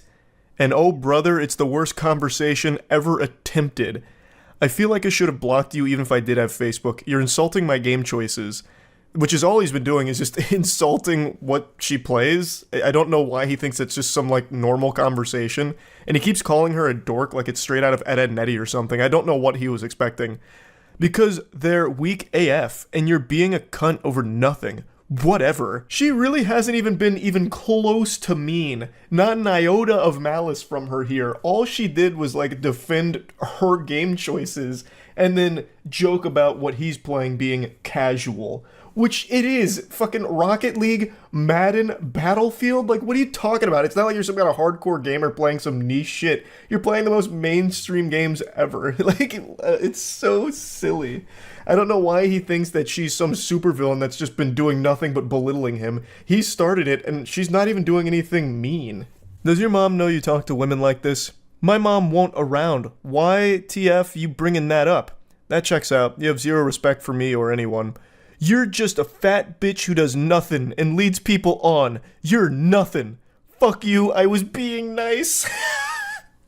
If this is him being nice, I am so curious to see what him being mean looks like. He immediately just breaks down into his fucking soiled diaper meltdown. You're a fat bitch! And he keeps using the wrong you're. He never even accidentally gets the correct form of you're in any of his statements here, which grinds my ass a little bit. But then he's like, you just lead people on. What? How? How did she lead you on? By responding to you? Granted, this is probably the first woman that has ever responded to a text message from this guy, so maybe that's, like, where things got misconstrued. He thought that since she responded to his initial message, she must be interested. This is so baffling, it's making my voice crack. My vocal folds are freaking out because it's so odd that someone could have a rotted brain like this. No wonder you can't get a boyfriend, bitch. I don't settle for trash like your baby moms. You called me a liar, shit on my games, play even more trash games. At least they gettin' dick, unlike your fugly ass. You have no idea what you do. What does that mean? You have no idea what you do? I don't even understand what that statement's supposed to mean. Bet you have fucking herpes, you fat piece of shit. How many kids do you have custody of again, lol? How many of your boyfriends died? Which, I'm guessing these two must know each other through Facebook mutuals or something, so he must see like some of the stuff that she posts, because that sounds legitimately extremely personal. And if that is a real situation that one of her partners died, that is one of the most vile fucking things you can say to somebody, and this guy is an irredeemable, insufferable piece of shit. Wow, so this is what you do to get girls? Insult them? Again, I was playing, but you had to be a cunt. What do you mean you were playing? Your whole thing was just being aggressive from the start by just constantly spamming the word dork while insulting her playing Animal Crossing. She then continues to just take the piss, so she goes, okay, I'm sorry, I've been going through shit too. How are you at Rocket League anyway? And then immediately he just simmers down, he's back to like good boy status. I understand, I'm sorry too. Going caveman mode. I'm pretty good, I can show how to level up. What's your ranking? Platinum. So you're mediocre at best. I'm fucking Plat 2 and Diamond 2. And I'm trash. In Rocket League, Plat isn't very high. That's where the majority of players end up. So he's not good. He's not good at all. What's your gamer tag? Why? So it also seems like he's lying about this, because no sensible person would brag about being Plat in Rocket League. So she's starting to catch him on a bluff where he's puffing out his chest and just lying about his Rocket League rank, which is even more pathetic. I want to see for myself. What console? What's the matter? You don't have an Xbox. I play on Switch. It's on all consoles. So he's starting to sweat a little bit, like he's pressed against the wall. My gamer tag? Why? Why do you want to know that? He tries desperately to turn this around into a situation where they can see each other, which sounds like it'd be downright dangerous to be around this guy. Why don't we hang and I can show you? What's your tag? I got trust issues. It's not that big of a deal. I mean, yeah, what is your gamer tag? It shouldn't be an issue, right? You're Plat in Rocket League, you're a big guy, a big man. What's the gamer tag? What do you mean you got trust issues? Again, ignoring that. I'm just curious. It seems like you're lying. I'm not. And then she drops a meme. It smells like bitch in here. Which is just genuinely a normal, silly meme. It's not even like mean. If anything, it's clearly meant to be like a joke. And for some reason, this sets him off in the biggest way yet. A fucking atomic bomb in his brain here. And he unleashes the Godzilla heat breath. Cunt. Fuck you. Fat piece of shit. You have no idea who you mess with. Go die. Everyone at Dress hates you and thinks you're a slut. I thought differently. Wanted to give you a chance. I thought you were a nice girl and want to be your friend. I'm sure this was the best way you can do it. By the way, I have a fresh meme. Taking care of my kids, lying to women about my Rocket League rank. So she's just dropping some memes on him at this point here, just adding insult to injury. To which he responds, just kill yourself already. He's trapped in 2009 Xbox Live gamer zone. He's really fucking struggling here, treading water. I can hear the tears in his eyes right now. Literally feel them through his sad texting. Forever hard stuck Plat in Rocket League, and forever hard stuck being alone in life with an attitude like this. What an absolute curse. He just continues speaking like an anime villain. Fucking with me, you slut. Wait, can I not get dick, or am I a slut? Pointing out a contradiction because he keeps calling her a slut and then also saying that she can't get any wiener. So he's all over the place. He's scrambled. Yeah, I'd bet you'd want it after this, you whore. Choke on a dick, whale. Just continues having a fucking conniption. Can't believe I wanted to build something with someone so dumb and nasty. And then again, she just responds with another meme. Like, what do you mean you wanted to build something with her? You reached out about feeling like you'd been blocked and immediately started calling her a liar. What world are you living in? What fantasy land? What? You immediately start by calling her a liar and then insulting her choice of games and talking about how you're like a real alpha gamer, not like an Animal Cross gamer like she is. It's fascinating. This is what I mean. Like, it's actually intriguing how someone's mind could end up so poisoned. Like, it is hard for me to comprehend it. Like, I don't get it. He is so all over the place. Like, he starts by getting really mean and aggressive, insulting her games and all of that, then gets really personal, and then she's able to de-aggro him by talking about his Rocket League rank, which it calms him down, feeds him a warm bottle of milk. And then the second she drops a meme making a joke, again, he explodes once more. It's just so peculiar. Anyway, though, here's the finale. Everyone knows you're a slut, a little fat slut who uses people. Again, this comes out of fucking nowhere. She didn't use you. She didn't lead you on. She didn't do anything besides just respond to your initial unhinged messages. Couldn't get a boyfriend for years. That's because she keeps going. Got too much time in your hands, but I bet your mouth is filled with someone's nasty dick. And she just goes, yep, not yours. That's the end of their exchange. I imagine she probably blocked him again, which is the safe thing to do. What a creepy lunatic. An actual fucking unsafe to be around individual. Like, this all happened over nothing. Actually nothing. Started because of not having access to some memes that he liked. Oh, painful. I had to share this one. I think this is now at the top of the food chain when it comes to like creepy people through, romantic text that I've been diving through. This one is a rough one. So yeah, that's really about it. See ya.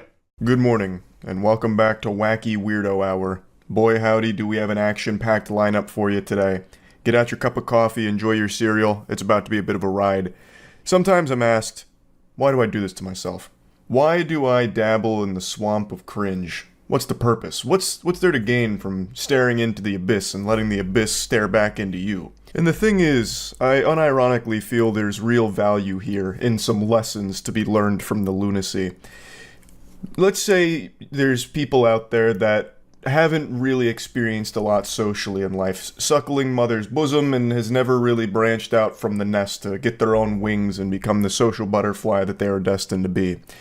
Sometimes people might not recognize that the behavior they're exhibiting is not good and is bad, not productive, is not going to lead anywhere. So by going over some of these absolutely atrocious, downright painful exchanges in the dating scene or like romantic interest, I feel like it can serve as a scared straight kind of moment, like, behold, don't be this guy. And you're like, oh, I don't want to be that guy. What the fuck? He sucks. Okay. All right. I get it now. I know what not to do. Or maybe I'm just reading way too deep into all this. I'm not a fucking hero. I'm not a psychologist. I'm just a guy here laughing at some goofy situations. Anyway, the story for today is one I got tagged in a lot last night when I was at a Lightning game. So I actually watched it unfold in real time and had a sneaking suspicion that by morning this would no longer exist. The poster would probably remove it because things went out of control. That shit went cattywampus. And I was right. The posts were deleted, but I saved them. I made sure to. I said, dag nabbit, you're not keeping this from me. You think you can hide cringe, brush it under the rug, and I won't find it? Nope, I'm lifting that rug up with a big old smile on my face. I'll say, thank you so much for this, yum yum yum, scrumptious. So I got the Library of Alexandria of Cringe, and let's just go ahead and explore. I had to censor so many handles that were tagged in this initial tweet here. It was like a fucking CIA document with all the redactions. But anyway, I've got it in working order. I don't want anyone harassed here, including the original poster or anything, obviously, but I do want to go over this. So they made a call-out post out of nowhere. I don't want to be too rude, but I genuinely can't understand how this goofball, and then he tags the guy, got a beautiful girl like, and then he tags the girl. He says the dorkiest shit, yet has a massive following. I just can't wrap my head around how any girl would go for that. I really commend his efforts not to be rude. I think he did a great job of tiptoeing around it and being polite while also getting to the point. Extraordinary manners, clearly. Excuse me, everybody, not to be rude, But fuck this guy. He's got a girl and I don't, and he's a dork and I'm a Chad. What's going on here, guys? What an injustice. He's not ugly, but Sabrina is objectively hot, where he's average at best. He spends all his time on Twitter, unlike someone who has a full-time job and a ton of money he could use to provide for a stunning woman like herself. Nah, screw not trying to be rude. He's a loser, to be honest. Oh, he was doing such a good job of not being rude too, and then the wheels just fall off. It goes tits up. He really goes off the rails. I like how he's like analyzing this now as if he's a researcher studying the phenomenon. He's average at best, but Sabrina is on like a totally different plane. Like this something's not adding up here. There's something foul afoot. And then he had the gall to criticize that guy for being on Twitter all the time. Meanwhile, Goober is on Twitter all the time making whiny posts like this, just having a temper tantrum, tears in the eyes, shaking his fist. Why is she not with me? I want her. He doesn't deserve it. I deserve it. And then here comes the stone cold stunner right on his soul. So the girl that he was talking about and loosely tagging in his tantrum catches wind of it and drops the DMs that he continues to send her. She goes, I know your ass ain't tweeting this like you ain't been in my DMs constantly begging me for a chance like a desperate loser and refusing to take no for an answer like a disgusting creep. And here's the receipts, Twitter. Thank you for the receipts. God bless. I'll speak on behalf of all of Twitter when I say it's much appreciated. So it begins with, would you ever want to meet up someday? I'd love to see a movie or take you to dinner. Whatever you'd like. To which she responds, I'm flattered, but for one I have a boyfriend and I don't think you even live near me. Oh, I like to travel, so it's not a problem, lol. And you're not married, right? There shouldn't be anything wrong with hanging out. No, but I don't feel like your intentions are platonic, so... She was right. She really sniffed that one out pretty quickly. You don't need to be, part of the Scooby-Doo mystery gang in order to crack this code here. She immediately deduced that this wasn't necessarily a friendship offer. This was him shooting his shot. But I love how he just immediately goes like, well, you're not married, so I mean, like... what's the harm? I don't see a ring on your finger. And he continues, No, I'm absolutely being platonic. My intention is just that I want a chance to prove that maybe I could a candidate as well. Like maybe you'd have more fun with me. Just to weigh your options, About to have me talking like a Sims character with that kind of cringe. Like, what do you mean? Weigh her options. Brother, you came out of nowhere in Twitter DMs. Why the fuck would she want to weigh options with you? Like, she's already in a relationship which she makes clear off rip and you still keep pressing. But you know what? Let's go even deeper here. We'll get into real fanfic levels of garbage and delusion. Let's assume she's in an open relationship and would actually, want other options, I suppose, in a partner. It's not gonna be you through Twitter DMs. That's just dangerous. No one's going to take you up on shit like this, especially not when you're coming out fucking guns blazing, fucking firing from the hip out of nowhere. And there's no possibility of that anyway in reality, because she actually shuts that down directly too. No, you're not, because you're still pushing something further, even after knowing that I'm in a committed relationship with Blake, so there's no options. Learn how to take no for an answer. A lesson he absolutely refuses to learn. So he continues. I'm just confident in my abilities as a partner on all levels. I'm certain I can give you everything you desire, and perhaps better than he can. I apologize for persisting. You're just breathtaking, and I want you. I'm willing to fight for you at this point. To which she responds, there's no fighting for me, you don't know me, and you couldn't give me anything that her current partner doesn't. She lays into him. She lays down the brass tacks here. And basically he says, that's a lot of words. Too bad I'm not reading them, because he refuses to accept anything she is saying and only continues to exist in this dimension in his brain that is disconnected from the reality here. But I will say, he has piqued my curiosity. I have to know what abilities he's so confident in here. Like, balloon animals? Like, he learned a magic trick from Chris Angel? Like, what abilities are we talking about? Because it's certainly not... like romantic abilities whatsoever. He's fucking cold calling like a telemarketer here through Twitter DMs. So he responds again saying, I had to give my 100%. If we're being truthful here, I don't think he deserves you. I see what he tweets and he's dorky as hell. You're hot and one of the kindest people I've ever seen on this app. What do you mean? Like, so I'm guessing he just like stalks her feed or something. He's like, he's making up this fantasy in his head where it's like, this is an angel and I should be with her, clearly. This guy's too dorky, too much of a dweeb, doesn't deserve that. It's so creepy. I have a good job, and I'd be willing to let you crash with me at my place for as long as you'd want if you'd be willing to give me a chance someday. That's so generous. I mean, wow. He'd be willing to let her crash at his place? Wow. And they say chivalry is dead, huh?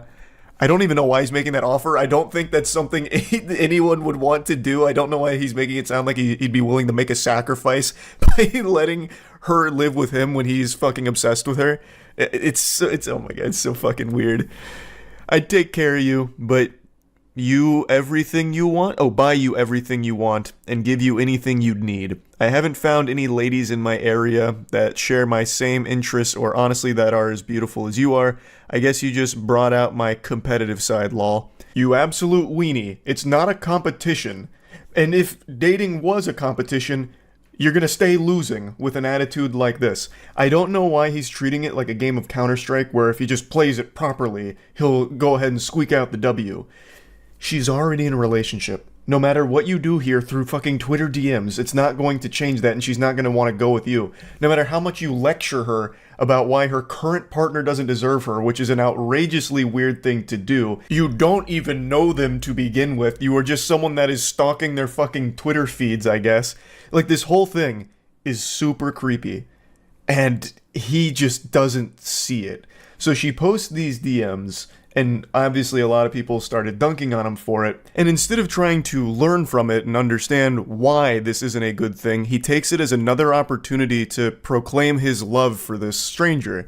He says, "You have to be lying. Why is everyone acting like I'm crazy? Sabrina is drop-dead, sexy. Block A or Blake, whatever the fuck, is not. He's painfully average and mediocre at best. As I said before, he ain't ugly, but compared to her, he might as well be. Sabrina's figure is what I'd call perfection. I don't want to be disrespectful, but I'm trying to make a simple point. Her hair is majestic, her face is gorgeous, and her body is literally to die for. Not to mention she's strong and takes what she wants. I admire that. And she doesn't want you, so admire that, and come to terms with it. She will never want you. No matter how many times you make Twitter posts about her, obsessing over her. It's scary. It's unhinged. Stop it.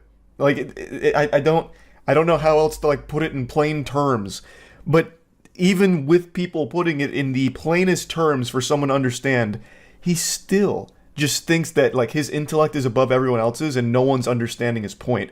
So after all of this kind of blows up, he then starts sending her more DMs about it. He comes back around into the DMs saying he didn't mean to put her on the spot, to which she responds, "You did. Now Twitter sees the creep that you are." And he says, "I don't think of myself as a creep. I'm just being honest and straightforward." And she says, "No, you're a loser and a creep who doesn't understand the word no." She's right. It's very blunt, but it is correct. The way he is behaving here is not taking no for an answer and being very creepy. Again, they don't even know each other. And he has become this obsessive over this whole situation. Like, even so much as saying, like, he doesn't deserve you, it's me, this and that. And he doesn't recognize why that's creepy. And I know that's not exclusive to just him. It's very important to have self-awareness and self-reflection where you can separate yourself from a situation, take a step back, and see how things look.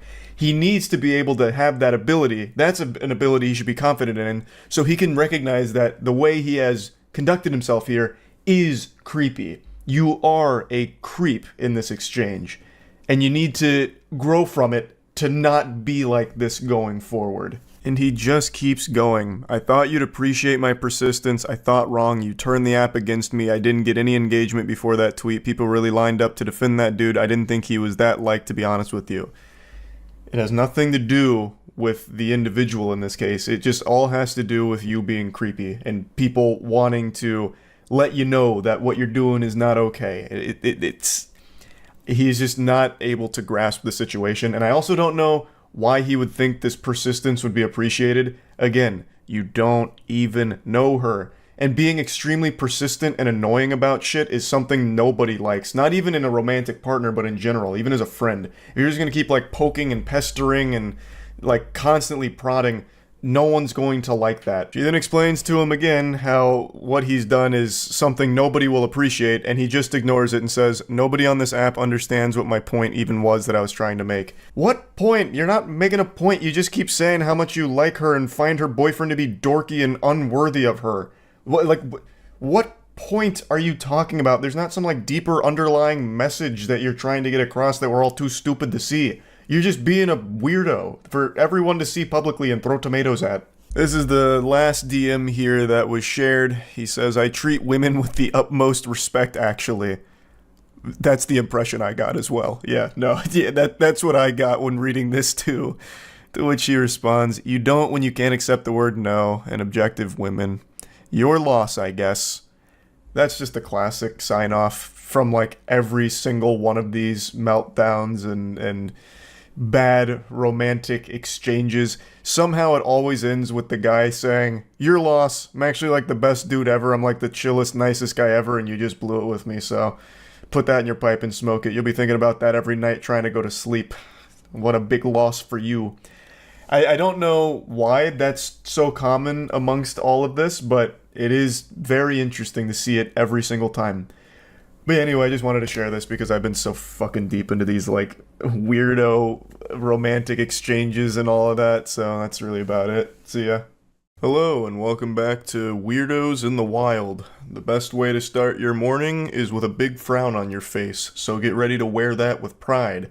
We've got some really interesting specimen here today, so let's go ahead and take a peek at our first one. Our first journey begins with a cold call here like a telemarketer. This guy reaches out saying, hey, remember me?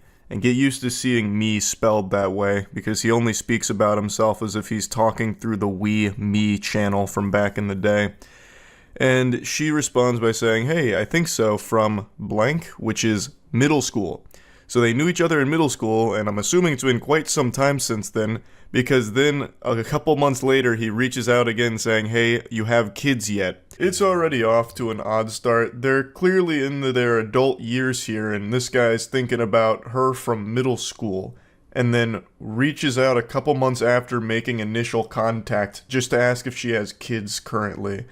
And it only gets more strange from here. She responds saying, hey, I don't have kids yet, why do you ask? He goes, just asking, you have a boyfriend?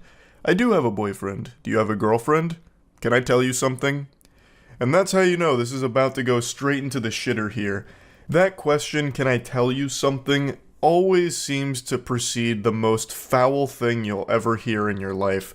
I've read so many of these texts and watched so many bad romance videos recently that this is one of the more concerning questions you could be asked. Can I tell you something? Or some variation of it. I'll also just never understand the purpose of typing something like that. Just fucking spit it out. Say it with your whole chest here. What's the point in acting like some kind of shy anime girl? Oh, can I tell you something? Like, what's the response going to be to that? No? You've made it impossible for someone to shoot that down because then the conversation immediately gets hostile. So everyone has to say, like, yeah, I guess you can tell me something. So just do it. Rip the band-aid off. You're going to say something ridiculous anyway. Just say it without asking for permission, because we all know you're just going to fucking blabber about it anyway. She says, yeah, what's up? However, even if she declines saying, no, you can't tell me anything, leave me alone, bozo, it wouldn't have stopped this maniac. He goes, no grill frimmed. So I believe he has entered this, like, flow state of horniness, and it's clouding his vision, so he can't type properly. When we was in middle school, I wanted, period, to do this to you. And accidentally drops, like, a fucking hyperlink here. Do what? Like, when you were in skirt, I want to make you mine. Hope you don't get mad. What an outrageous creep. Hey, was just thinking about you in middle school, and how in middle school I wanted to make you mine. Don't get mad at me, tee-hee. Clearly caught off guard and uncomfortable, she goes, oh, it was a long time ago, no reason to get mad. And I think this emboldens him because she says, there's no reason to get mad, so he starts rubbing his hands together. Oh, okay. And then he sends a message that he deletes. He unsends it. So there was something so bad there that even this shameless sack of cringe was like, ooh, no, that's too far. I'm using my mulligan. So he unsends it. But the original poster here, she apparently saw it and said that the message he unsent was saying that he wanted to pull down her panties and put his fingers inside of her. And then he goes, if I were to do this to you, what, you let me? The way he talks is so frustrating. It's so broken and disjointed. It's like communicating with Dobby if Dobby was hitting whippets. Clearly, she declined such a generous offer, saying, no, I have a boyfriend. I mean, back in middle school, I wasn't interested in dating or sexual activity when I was in middle school. I wanted you really bad. Oh, okay. Gets him with the Eeyore really sad. Oh, okay. This is the craziest red flag conversation ever. This should be like a self-report straight to the authorities. This man is like dangerous, it seems. Perhaps that hyperlink he accidentally dropped in the beginning was a link to the sex offenders registry with his name and face on it. This is an adult man who's fantasizing about middle school. He's not even saying like, hey, I used to know you back then and had a crush on you. He is literally fantasizing about her in middle school and him wanting to finger her. That's concerning. And that's when all hell breaks loose. The mask fully comes off, the dam breaks, and he unleashes the demon.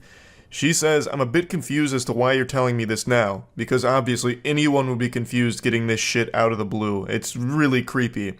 And then he goes, 'cause dear. Oh, it's already such an awful fucking start. Dropping dear like this, it gives me the heebie-jeebies. In those days, I want to pull down your panties. Not even a little bit, dear. Or excuse me, not even a little bite, dear. You there, lol? Can I ask you a personal question? When you were in middle school, you there? He is so fixated on middle school in particular. That's the big thing for him here. And he keeps talking about pulling her panties down. It's so unhinged. You there? He keeps checking to make sure there's a pulse here, that she hasn't abandoned him and called the police or something. Can I tell you something that I want to do to you in middle school? Or you mad at me, Lou, lol. If you didn't have a boyfriend, you let me do things to you? You there? Surprisingly, she was still there and hadn't blocked him yet. So she says, no, because I'm not interested, I don't really know you at all. Somehow, she was able to resist his charm. I can't believe Casanova's silver tongue here was powerless against her. He says, I know, lol. Also, it's a bit weird that you're talking about a 12 to 13-year-old me and still being sexual about it. Exactly. It's so fucking weird. And then he just goes, hope you not mad at me for this things. And she says, please don't contact me again. The vibe I get from this guy is Freaky Fred from Courage the Cowardly Dog. Just reading what he keeps saying to her is so unnerving because he's talking about a middle school version of her. He's trying out that sexual predator riz here, I guess, and it did not work at all. I'm gonna bless you with a little bonus one here. Let me show you how not to flirt with someone you're interested in romantically. So it seems like they were talking a little bit before these screenshots were taken. He says, you play video games? Like, other than Candy Crush and Pokemon. And she goes, yep, what gave it away? Cool. Not many chicks that are, like, into real games. This is just your classic flop from a Redditor gamer, bro. Ugh, girls only like Candy Crush or Pokemon, fucking Sims or Barbie Jeep Racing. They don't like real games like me, a fucking man. Call of Duty, Battlefield, BioShock, big rigs over the road racing, Madden 24. But you're different, m'lady. You're not one of those normal chicks that likes those fake games. You can appreciate these gyms that I like. Most chicks can't do that. I don't know why. Must be periods and pheromones or something, but you are rare, m'lady. You like real games. Like, I just don't know why anyone would try something like this. It's just immediately confrontational. It makes you look like a whack loser. And everyone knows it too, so she calls that out saying, really? Gonna try that one? Because it's so pathetic.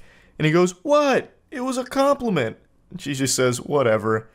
And then that really sets him off. So, a guy who you are already desired to be intimate with gives you a compliment, you get bitchy, and then he doesn't get a response, obviously, and then it comes back later saying, "Are you ignoring me now?" She said, "You live in a different country than me." But the fact that he immediately just gets this out of control, like, what? It was a compliment. What? Most girls are stupid. Girls go to Jupiter to get more stupider. You didn't go to Jupiter. You stayed here with me, playing real games. Why are you getting so bitchy about it? I was being nice to you. Oh my goodness, nice guys never win. And now you're ignoring me? Oh God. He also just types like a Redditor, like his response being, why? A guy who you already desired to be intimate with shows you a little affection and gives you a little compliment and you get bitchy? Like, that is the actual quintessential Redditor response right there. Just go full Poindexter on it. A man who you had already desired to be intimate with gives you a compliment. Then the whole conversation goes cattywampus and he decides to bring out the claws and just get mean. You're a fucking cosplay girl. It's not like it's real work. You get paid to be hot for people. And then she just goes, yeah, it's not gonna work. Don't text me back. Goodbye. Totally reasonable response. This guy's just immediately shitting on her for nothing she did wrong. She's done nothing wrong at all. This guy's just a loose cannon. Women like you are always so sensitive. I'm just being honest about things. If you can't handle that, I don't think you intellectually compatible with me. Oh, all the Reddit check marks are being ticked right now. I'm very sorry that you feel like I was being mean or sexist or whatever, but I wasn't. I hope you learn to be less bitchy. Men don't like that in women. And you're already past your good years. And they say chivalry is dead. That's how you do it, gentlemen. Excellent work here, and I have no doubt they're getting married soon. So he blames her for everything that went wrong. He seems to think she was being unreasonable and that he was just being honest, which is crazy. It's so sad how a conversation can go from seemingly normal to just being extremely combative because this guy is very insecure, I guess, about his video game taste or something. I have no idea. But he brings up video games in a hostile manner, saying like, oh, most girls don't play real games, but I guess you're not like most stupid girls. Like, I don't know why he can't see how no one would ever respond positively to that. And when she didn't respond positively to it, he immediately says that she's being bitchy. Just the slightest sign of her not really feeling what you just said there, and he just gets aggressive, and then gets even more mean and rude and nasty, and then still probably walks away from this thinking it was her fault. It's craziness. So he'll probably stay alone for most of his life, but luckily he's got so many great games to play by himself. So there's a silver lining there. At least he's a real gamer with those real games by his side. That's really about it. So yeah. Over the last couple of months, I've analyzed more text messages than the FBI. I have been glued to bad romance and flirting, like a moth to a flame. I've been wandering the deepest, darkest pits of filth. It's like in Space Jam when Michael Jordan gets sucked into the golfing hole. I've been sucked into the asshole of the internet, and all I see is cringe down here. But today, there's a new ingredient being added to this concoction. The recipe had a chemical X. Crime.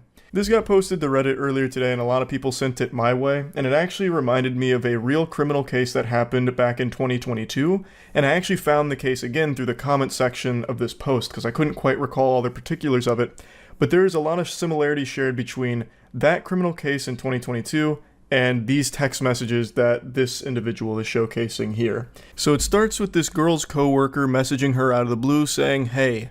He receives crickets, no response, silence. And you know what they say, if at first you don't succeed, try being weirder. So he comes back around within 3 hours saying, "Hello? Is this blank?" She says, "Who is this?" And he goes, It's me," with a smiley face. "I just wanted to text you and see how things were." "Oh, things are going alright, I suppose. Not to come off as rude, but how did you get my number, dude? I mean, I don't mind you texting me, but I've never gave it to you." And that's when he lifts up the curtain and breaks the magician's code, revealing his secret method. "I just grabbed it off the contact sheet in the office room. Hope that's alright." To which she says nothing in response because that is fucking creepy. She never gave him her number. He just went out of his way to find it from their workplace. Yucky. But he comes back around saying, "How's it going?" And he just keeps going, throwing questions at the wind here, hoping to receive even the slightest semblance of life on the other side, not realizing that he has already scared her by snooping around tracking down her phone number without ever getting it from her directly. So it's already super creepy to do that. So he says, "How was your New Year's?" No response. 2 days later. "Sorry to keep texting, but what are you up to today? If you're free later, I'd love to go out." I will never understand that kind of shit right there. How can you be so deluded and lost in your own little fantasy land Narnia that you think there's even an iota of a chance that she agrees to go out with you when she has ignored your messages for 4 fucking days? Like, what is the thought process? Scratching at his chin. Maybe she's playing hard to get.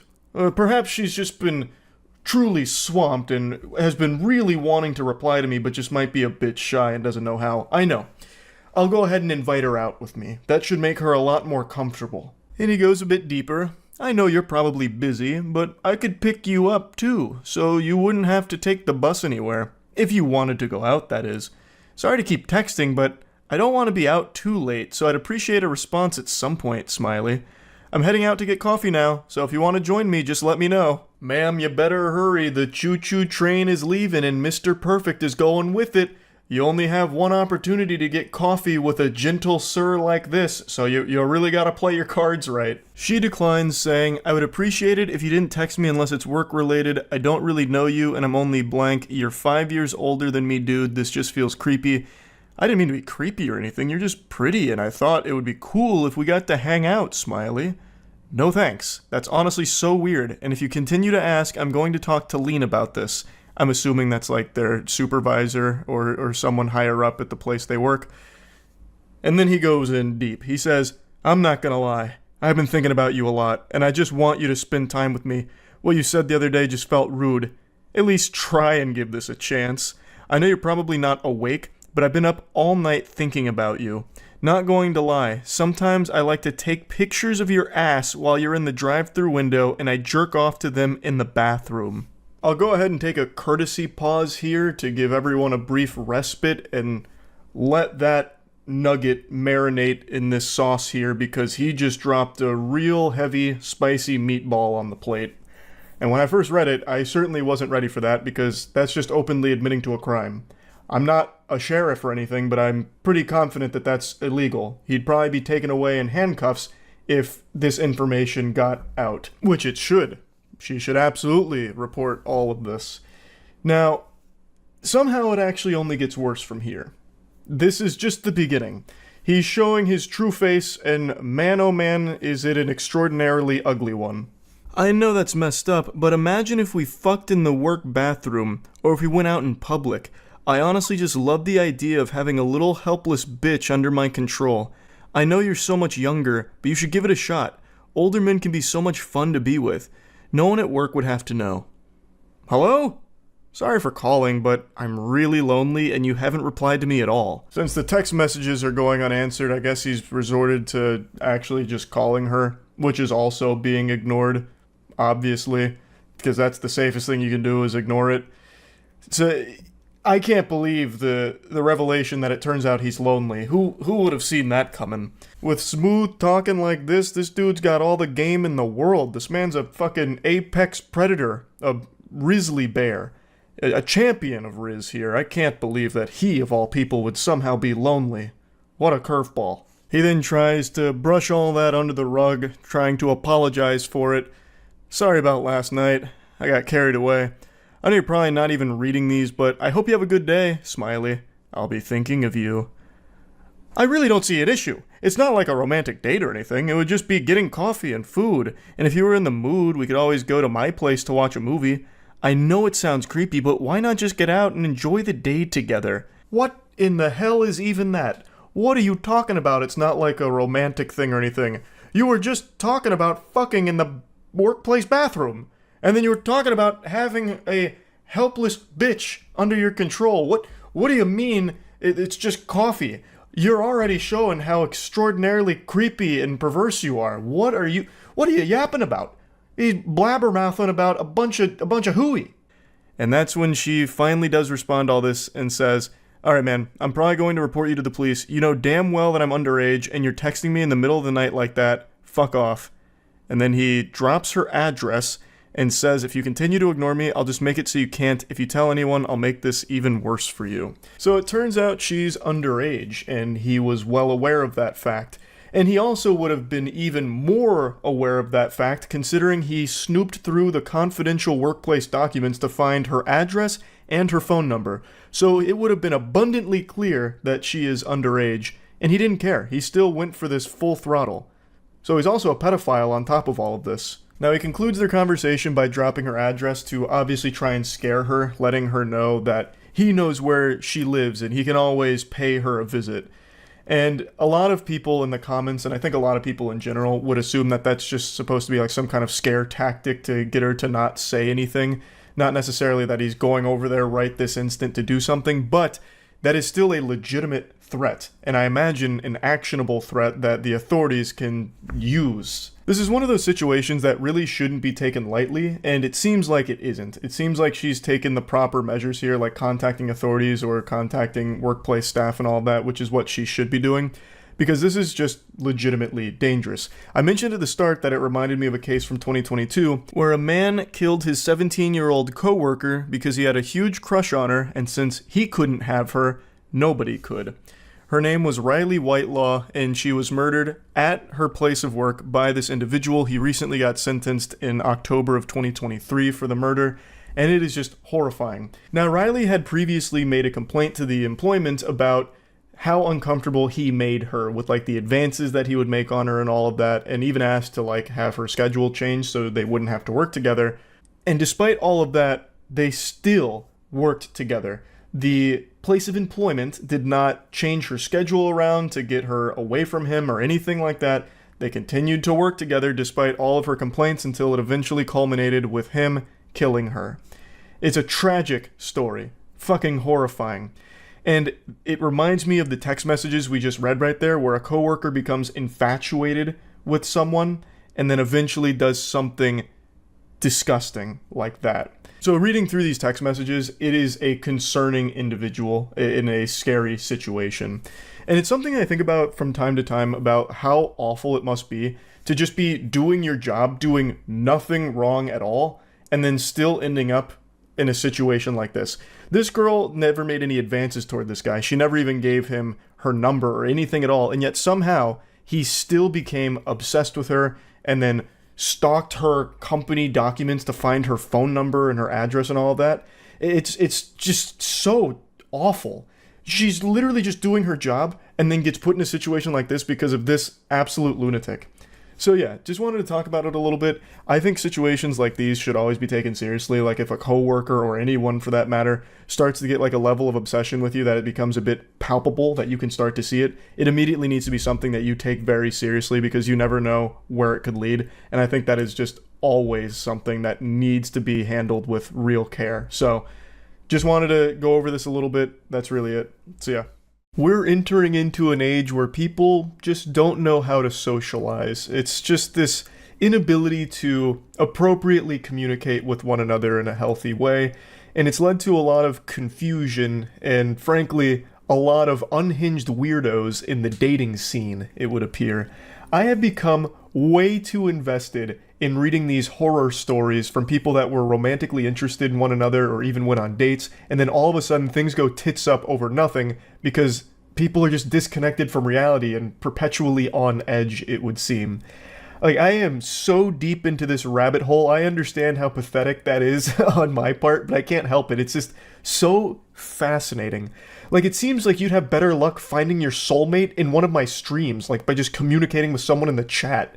Like, you probably would meet a more compatible match in solo queue League of Legends than you would on a dating app right now. The people in fucking solo queue League are more mentally stable, less hostile, and less weird than the people I'm seeing that are meeting on like Tinder and Bumble and all that. Today, this post kind of popped off on Reddit. I fully recognize a lot of these can be a bunch of, horseradish, but I like to suspend disbelief anyway. Plus, it's a weird thing to fake because you don't get anything out of it besides Reddit karma, I suppose, which is the most useless currency since Monopoly money. So anyway, the story is, This girl's friend was going on a date with a gentleman that she had met online who seemed really cool.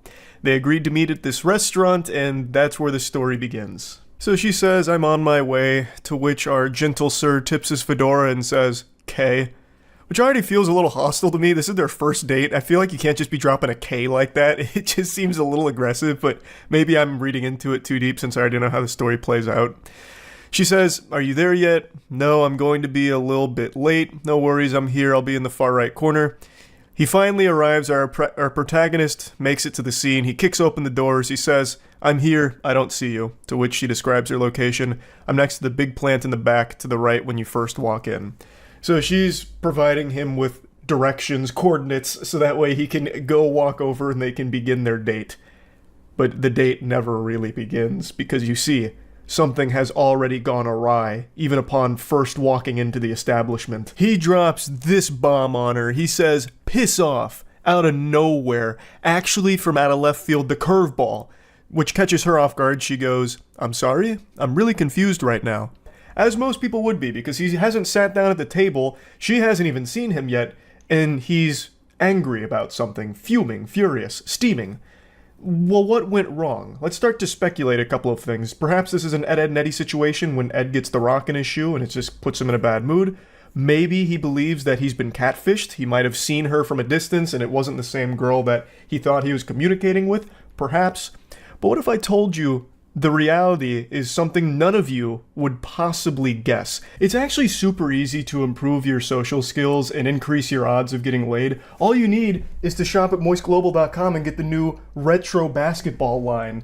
It's that simple. An incredible assortment of beautiful items available right now at moistglobal.com. Go ahead and get yourself something. Who doesn't love retro basketball gear? We tried to stay as true to all the material and all the designs of the classic basketball stuff that we all grew up with, so hopefully you enjoy it. moistglobal.com, the link's in the description. His rampage continues and he explains himself. "I'm not gonna waste my time on some unfaithful whore. Couldn't even wait until after the first date to flirt with someone else. Every woman is a cheating bitch, I swear. All you want is attention." So this man's fighting ghosts right now. I guess he might have fallen asleep when he got to the restaurant. Maybe he has narcolepsy and he dozed off for a moment and had a bad dream where his date's making out with other dudes right in front of him while giving him the finger and saying, "Fuck you, bozo, nerd loser. I'm with the Chads now. Get out of town. Scram." I don't know what exactly he thought he saw when he got there.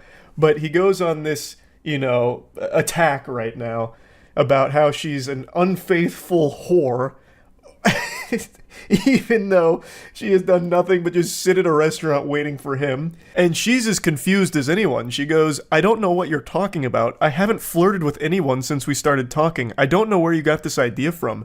Could you tell me what made you think I was talking to other guys?" He then explains himself. "Don't act all innocent. I saw you chatting it up with some Asian dude while you were waiting for me. You're a fucking bitch. I can't believe I trusted you. You're not even pretty anyways. I just wanted to give the ugly girl a chance.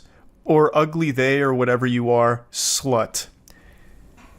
So he's going fucking freaky mode right now. This guy is off his gourd at the moment. Also goes with the classic, "You're not even hot anyway. I was doing you a favor by letting you be seen with me, the nice guy, the Giga Chad Alpha. Fuck! And I can't believe you've done this." Just the standard, immediately talking about, "You're actually ugly, I was never interested anyway, I was just giving the ugly girl a chance because it was a good deed to get me into heaven. That's all. I was trying to do what I thought the Lord wanted me to do. And you did this to me, you betrayed me like this? Shame on you. I was the angel." Which we've seen a million times, that's nothing new. This guy is clearly looking like a big old piece of shit here. So, then the truth of the situation comes out. "The only guy I talked to was the waiter. I wasn't flirting with anyone. He was asking me if I wanted to order, and I said I was waiting for you." This goober saw her talking to the waiter and assumed she must be trying to fuck him, because that's all women want to do. Anytime they communicate with a male, they're just trying to slobber on that meat. It's disgusting. I can't believe you would do this, harlot. I saw you talking to that man. The waiter That's what this is all over. That's what caused him to have this massive meltdown, tears in eyes, fucking whiny temper tantrum fucking blow up. Because she talked to the waiter who was asking if she wanted to order. That's so crazy. This lunatic, this absolute goofball. It continues. She asks, "Why are you acting like this?" He goes, "Whatever, slut. Lose my number. You'll never find another guy like me." Hopefully he's right about that. I pray she never finds another unhinged weirdo like this guy. That would be for the best. Hopefully nobody ever finds this guy or anyone like him. That is just a curse I wouldn't wish upon my worst enemy. Ruined your chance with the best dick you had ever had. I bet that Asian guy is small. God, this guy is an insufferable piece of shit. Good lord. What a vile person to say shit like this. Have fun never feeling real pleasure. Don't message me again. He'll leave your fat ass and you'll come running back to me. So he's diving deep into delusion now. The waiter of this restaurant just saved this lady a long time of agony. Because let's imagine these two actually did go on a successful date. Prior to this, apparently this guy and this girl had hit it off in a big way online. This was their first date. Let's assume that this date happened without any hiccups.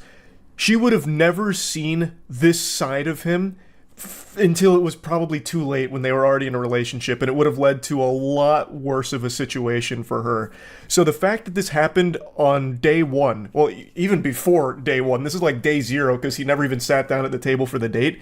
The fact that it happened then is for the best.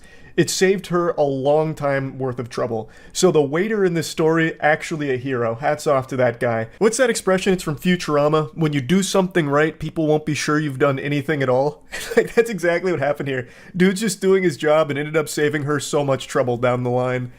But yeah, anyway, so she talked to the waiter about her order. This guy blows a gasket, has this huge meltdown about it, shows his true colors, and then continues to just go on and on and on in these text messages with her. But girls like you like being used. All women just like bad guys, so they cheat when they meet a chill, nice guy. Whatever, I never liked your flat ass anyway. Don't leave me on red, you bitch. You just told her to lose your number, and now you're getting upset that she's not responding? Like, he's all over the place. He says that she has a fat ass and then says it's a flat ass. This guy's walking between worlds right now. He's caught in dimensions. His brain is completely scrambled, all because he saw his date talking to the fucking waiter. That is so crazy. That is crazy. And then still has the gall to say that he is a chill, nice guy. Chef's kiss. That is right on the nose. Everyone that self-identifies as a nice guy always turns out to be like this. Like 100% of the time. It's crazy. That statistic is as high as it is. The correlation between nice guys and being complete weirdos and just downright dangerously unstable people. It just, I don't know, I can't believe that it continues to be proven true time and time again.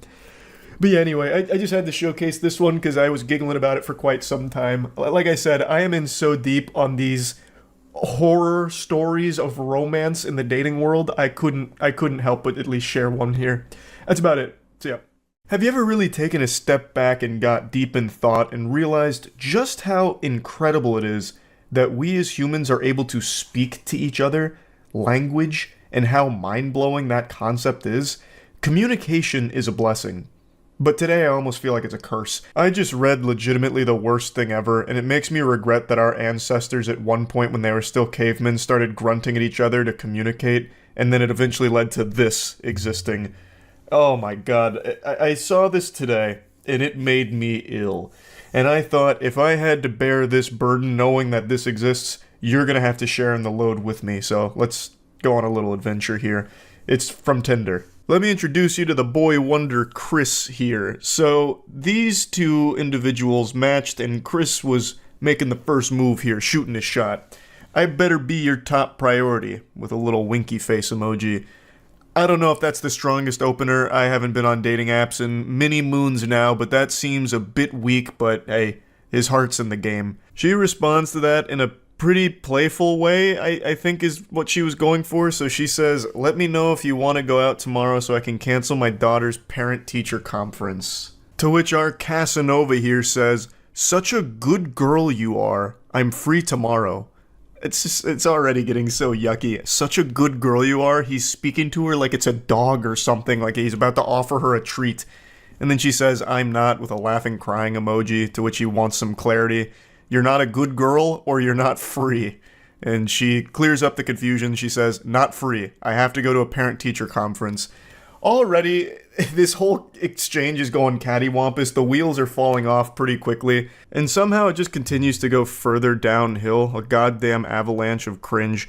So he goes, "Damn, I actually thought you'd be fucking bad AF and cancel. Ha ha." And she says, "I'm alarmed that you would want to go out with someone who would do that." And he goes, "Ha ha. I mean, in the back of my head, I was hoping it was a joke, that you didn't actually have one." To which she says, "Unfortunately, I do." And then he goes, "All good, you're doing well, giving me attention right now." And then she says, "I can meet up for a drink if you want since you live close. I have my kids this week, but they're older, so it's not like I can't go out. I have them every other week. Where do you live?" His response here is really confusing. What does that mean?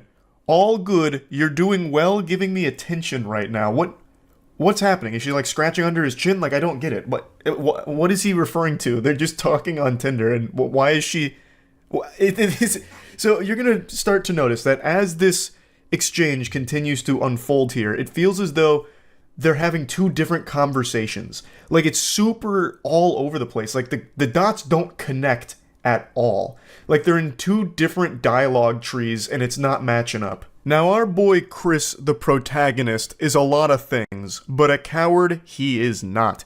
He tries to employ the most delusional strategy you could ever envision. This is not something you'd ever find in John Madden's playbook. I'll say it like that. So, after he asks which part of downtown she's in, she replies, not saying. He then tries to, like, assure her that he's not gonna, like, go out of his way to find her. He's not, like, a stalker. He's not weird or creepy. He says, "I'm not gonna go find you, lol."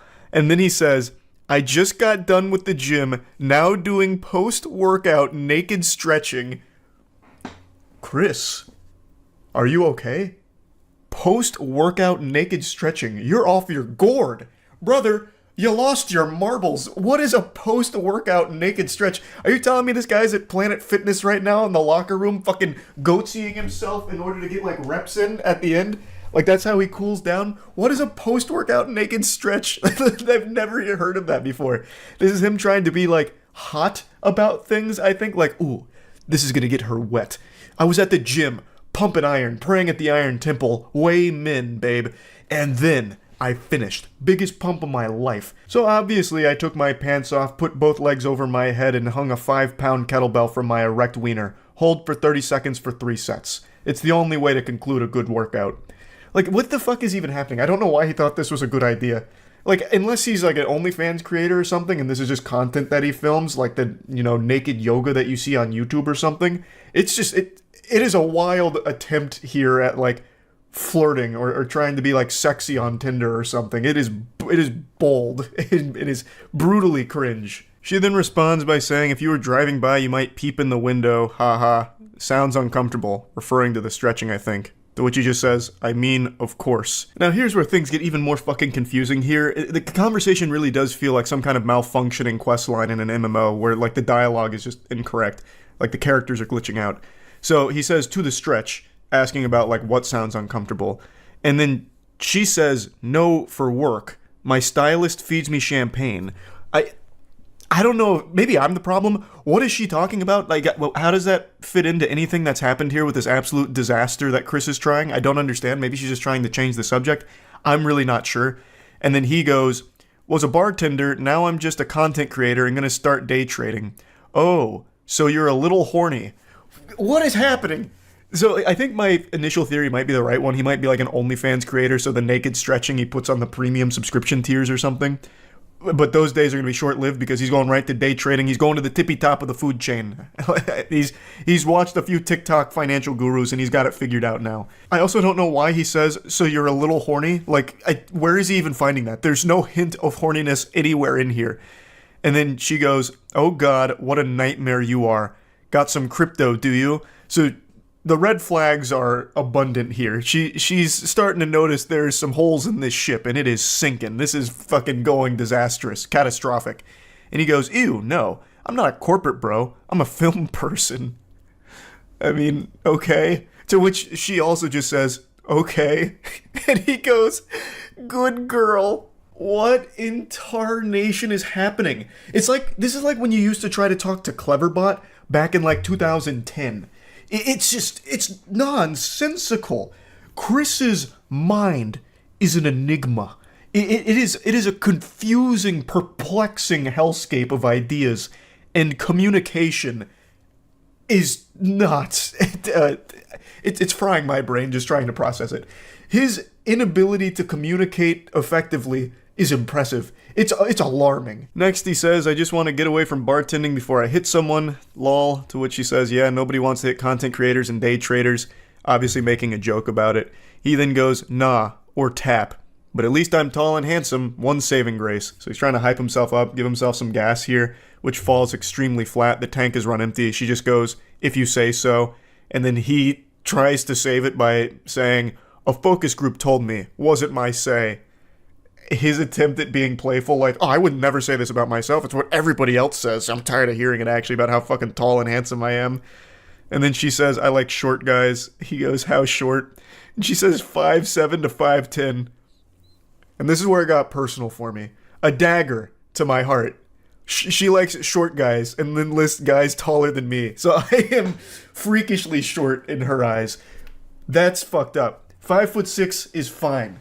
5'6" is a beautiful, perfect height. Damn it. His response to all this is another head scratcher. He goes, well, I'm too tall to ride you then, even though I prefer shorter women. She says, well, I'm sure I'm too non-gym oriented for you. He says, you look like a gym exercise, to be honest. But yeah, you look like a good barbell curl. You look like a lat pull-down machine, babe. Yeah, fuck yeah. Nailed that. A wonderful line from him, really. I walk my dog slowly around the block twice a day. He says, I'll be the dog. This guy is so horny. This guy is criminally horny. Like, his arousal should be studied because it is on a whole different level, a whole different dimension. Everything he is reading is making him hornier, and he's saying goofier and creepier things each and every time. She goes, no offense, but you might be the fuckboyest fuckboy I've ever talked to on Tinder. And he goes, damn, you must not get many guys on here then. You could get 1 million guys, and I still think this guy would be up there in like the top 0.001% of outrageously horny weirdos. This is impressive. She says he's her first match in a year and a half, and he says, because this is light news compared to the shit I've heard, talking about like war stories, about to have a PTSD episode about the shit he's read on here. And then he says, doesn't help, I'm naked with a heart on. And then her response is, I don't feel like I'm being very flirtatious. And then he says, the stretching and stroking while talking to you helped. What is happening? Somebody save Chris from himself. What is going on? This could be its own fuel source. Like, his sexual arousal, his non-stop, never-ending horniness on a conversation that has gone nowhere, talked about nothing, and yet he is still beating his meat to it, choking the chicken to what? To what? Like, there's not even, like, an imagination you can make out of this conversation that would be even remotely associated with something sexual. And he just keeps going. He's talking about being naked with a heart on. What happened to your naked stretches? What are your stretches? What are those naked post-workout stretches? Does he put a butt plug in and wiggle it around or something to stretch out his ass, and that's why he's so horny now? Is hitting his G-spot? Like, what is going on? All she says to that is, okay. And then he goes, do you mind? I'm doing it whether you mind or not. I don't really care, but do you mind? Is that cool with you, you think? And then she goes, mind what?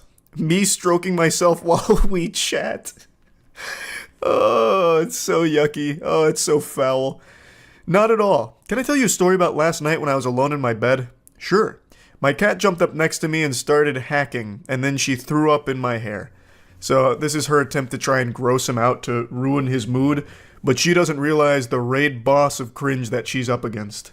He even calls her bluff. He goes, not gonna get me soft. Literally wiggling his finger saying, nope, that's not gonna stop me. I'm squeezing my hog no matter what. I've had my cat vomit multiple times.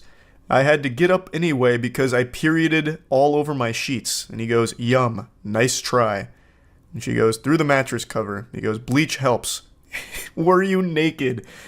Oh my god, he's still in it. He's still in the zone. He's in the flow state. He's in the mainframe. And she goes, I was wearing my hoodie footy pajamas that have toasters on them. To which he says, with an ass flop. And he comes back to clarify that he meant flap, because ass flop makes no sense and wouldn't want to be rude. That'd be ridiculous. To which she also says, no, that's ridiculous. And he goes, of course, I'm harder than ever now. She just sends an emoji. He goes, yep, I'll leave you alone unless I can show off. So he's finally saying, all right, I'm out of here. I've had my fill. I've done what I needed to do. I'm good. And then she closes this all out by saying, why do you even need to get a woman on the other end of the conversation? Just put a wig on a stuffed giraffe and show her your stuff and talk about how hot you are.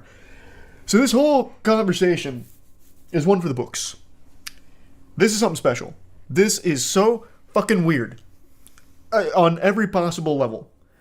A part of me thought that it was him just trying to be weird on purpose, just to like, I don't know, gross out a stranger on Tinder or something. But the more I read about it and read it itself, the sacred text here, the more I'm convinced that this guy is just an actual fucking freak. Like, just an actual lunatic. So yeah, I just had to share this. That's about it. So yeah.